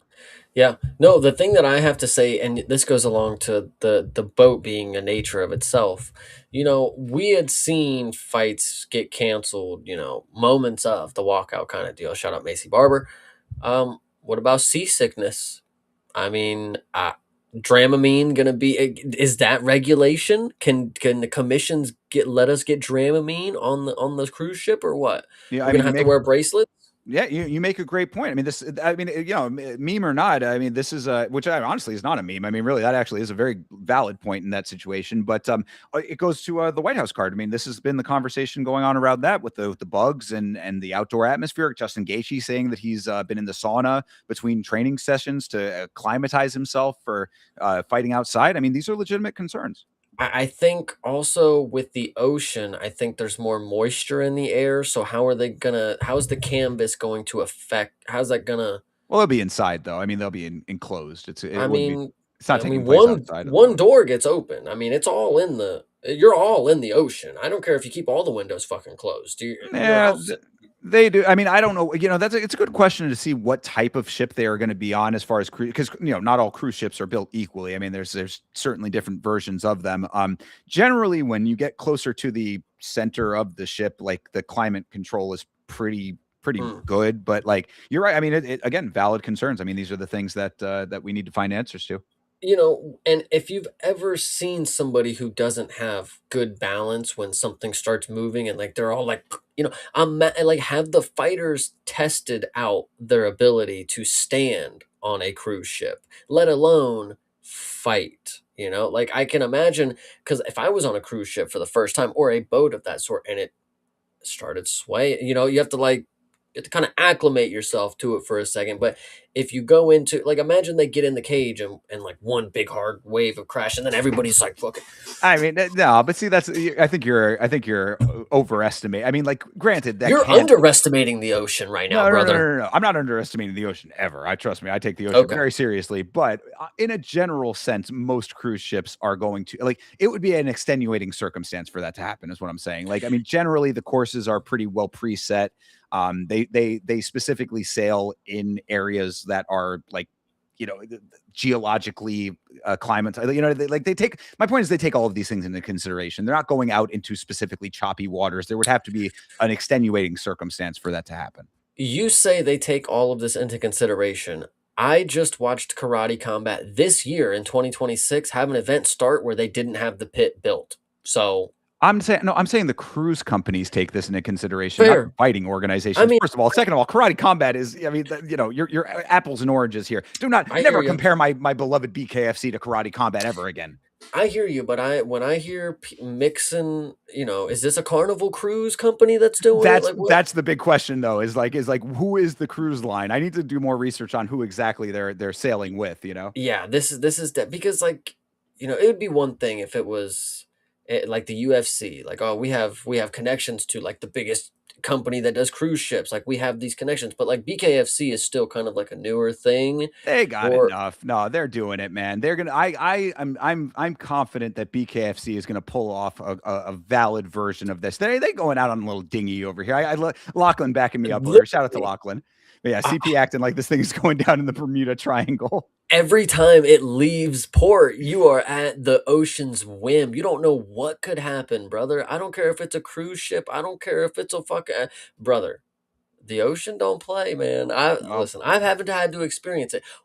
What if it's like, weather is obviously, you could predict these things, months in advance, like what if they take off and a fucking hurricane starts to form? Well, like that's the whole they wouldn't do it under those circumstances, obviously. I mean, again, I think that they're doing it on the up and up. Is honestly, and I think to the point that you're making, like in a more like serious way, the cruise line would not want to endeavor that, like the cruise line itself, because like they have their own liability issues. It's not just about the organization. Like at that point, like it gets into a whole legal battle if it's like, you got injured on my boat. Well, no, it was your show, but you know what I mean? Like I think that if there's anything that's going to compromise it, they would be like, nah, we ain't fucking with it.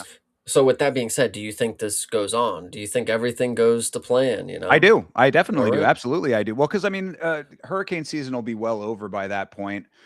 So yeah, so there shouldn't be anything like that to worry about. I think that won't be a factor in it. And yeah, I mean, I don't see any reason why it shouldn't. Honestly, you have those like concert cruises all the time. I mean, now granted, different style of thing, but think, in the same sort of terms. I mean, like, if you're out there playing on a drum set and all of a sudden you're crashing over, that doesn't look good for System of a Down or whoever the fuck, you know what I mean? So, yeah, so I think it does. I think it does. And I think it's going to be fucking awesome. And also, this Blake Wharton over here, man, be ready to be stepping in, Chase. Got you. If they have highway fights on that cruise, man, I'm out there. I guess I'll give it a whim. I don't know, guys. I don't know if I'll win. I like it. Well, we'll see. I mean, we can figure all of these things out in due time if the finances are there. But I guess my major point, whether or not we are able to pull it off, I love the idea. And like I said, I am a big fan of BKFC in general. They are innovating. They are, from what I have always been told from fighters and personnel, they are a great company to work with. The Feldmans both have very, very good reputations, and Junior apparently also has a good reputation. shout out to BKFC for doing cool things.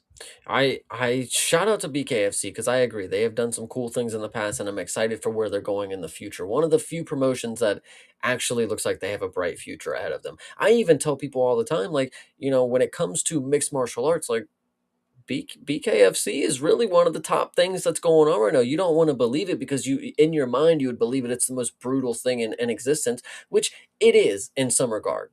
But you don't know that you don't love it until you watch it, like that's the thing about it. So, I mean, um, anytime that we watch it on stream occasionally. I was upset that I didn't get to watch the card tonight. I mean, obviously, very happy that we did this show, of course. But I mean, like, I love it. It's one of the things that, like, I wish that there were more hours in the week so that I could watch it more. I mean, they yeah. kind of pick and choose what we watch around here because it's so much combat sports going on at all times. But yeah, I mean, of the organizations that I love to watch, BKFC is high on the list. No, 100%. It is just a different spectacle. It really, it shows it once again it shows an interesting layer between the martial arts because we know what boxers have evidently become, when it comes to what they are willing to do for the sport of martial arts, like they compete in boxing, they compete in boxing. That's it. They don't do anything else, they box. When it comes to BKFC, I think it shows that boxers are willing to risk a little more because I think that's what I'm missing out of boxing itself. The traditional boxing is like these guys, they fight the fucking easiest guys they can for their entire fucking lives. They take no risk. It's all about defense, and they think it's some fucking chess match. I think BK adds a certain level to it. When I'm watching the UFC and I see Bo Nickel fold the knees, and then I watch Muay Thai and I see them guys tank knees, it's like the same thing. It's like it's just a different level of martial arts. These guys show me a level of boxing that traditional boxing does not bring, and I think this is the dying breed of boxers right here. And it's not necessarily dying, but there's not a large margin of them right now. But this is the hopefully up and coming group of boxers. Hopefully the traditional shit that we have, hopefully people like Tom Aspinall, they can just get their shit and go over to boxing, and then the dying breed goes there. But as of right now, this is the breed that needs to this is Darwin's breed right here, guys. I love it. So, brings me back to my point. Sam, if you want to get a fight in bare knuckle, we can make it happen. Become part of the dying breed. Yeah, absolutely. I love it. BKFC is Chad's for sure. Absolutely. So, yeah, that was all that I had. I mean, it seems like we're pretty good.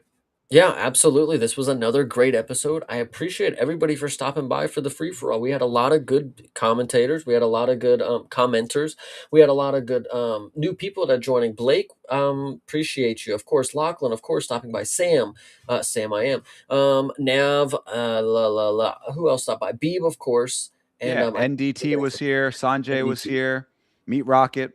There we Yeah. go, Meat Rocket. Yeah, Sanjay, of course. Appreciate you. Hey, I heard that spaghetti sauce was good, man. I appreciate you for hooking up your coworker.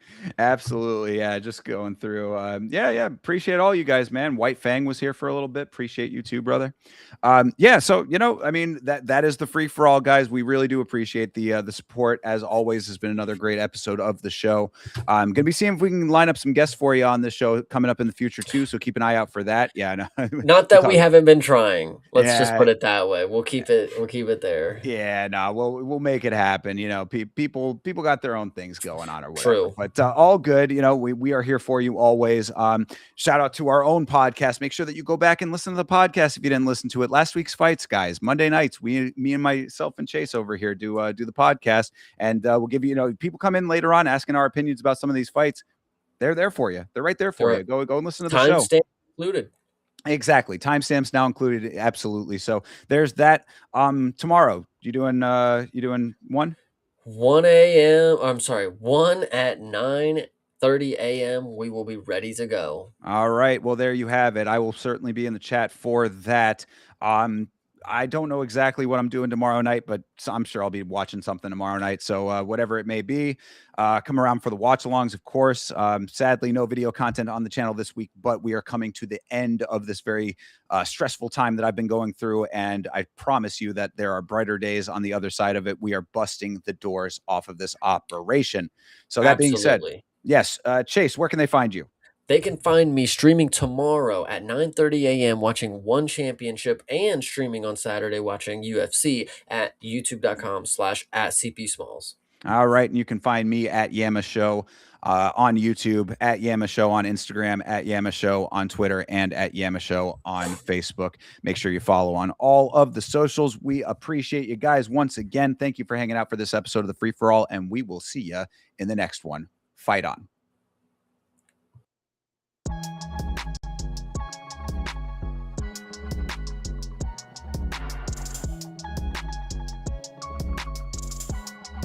Game.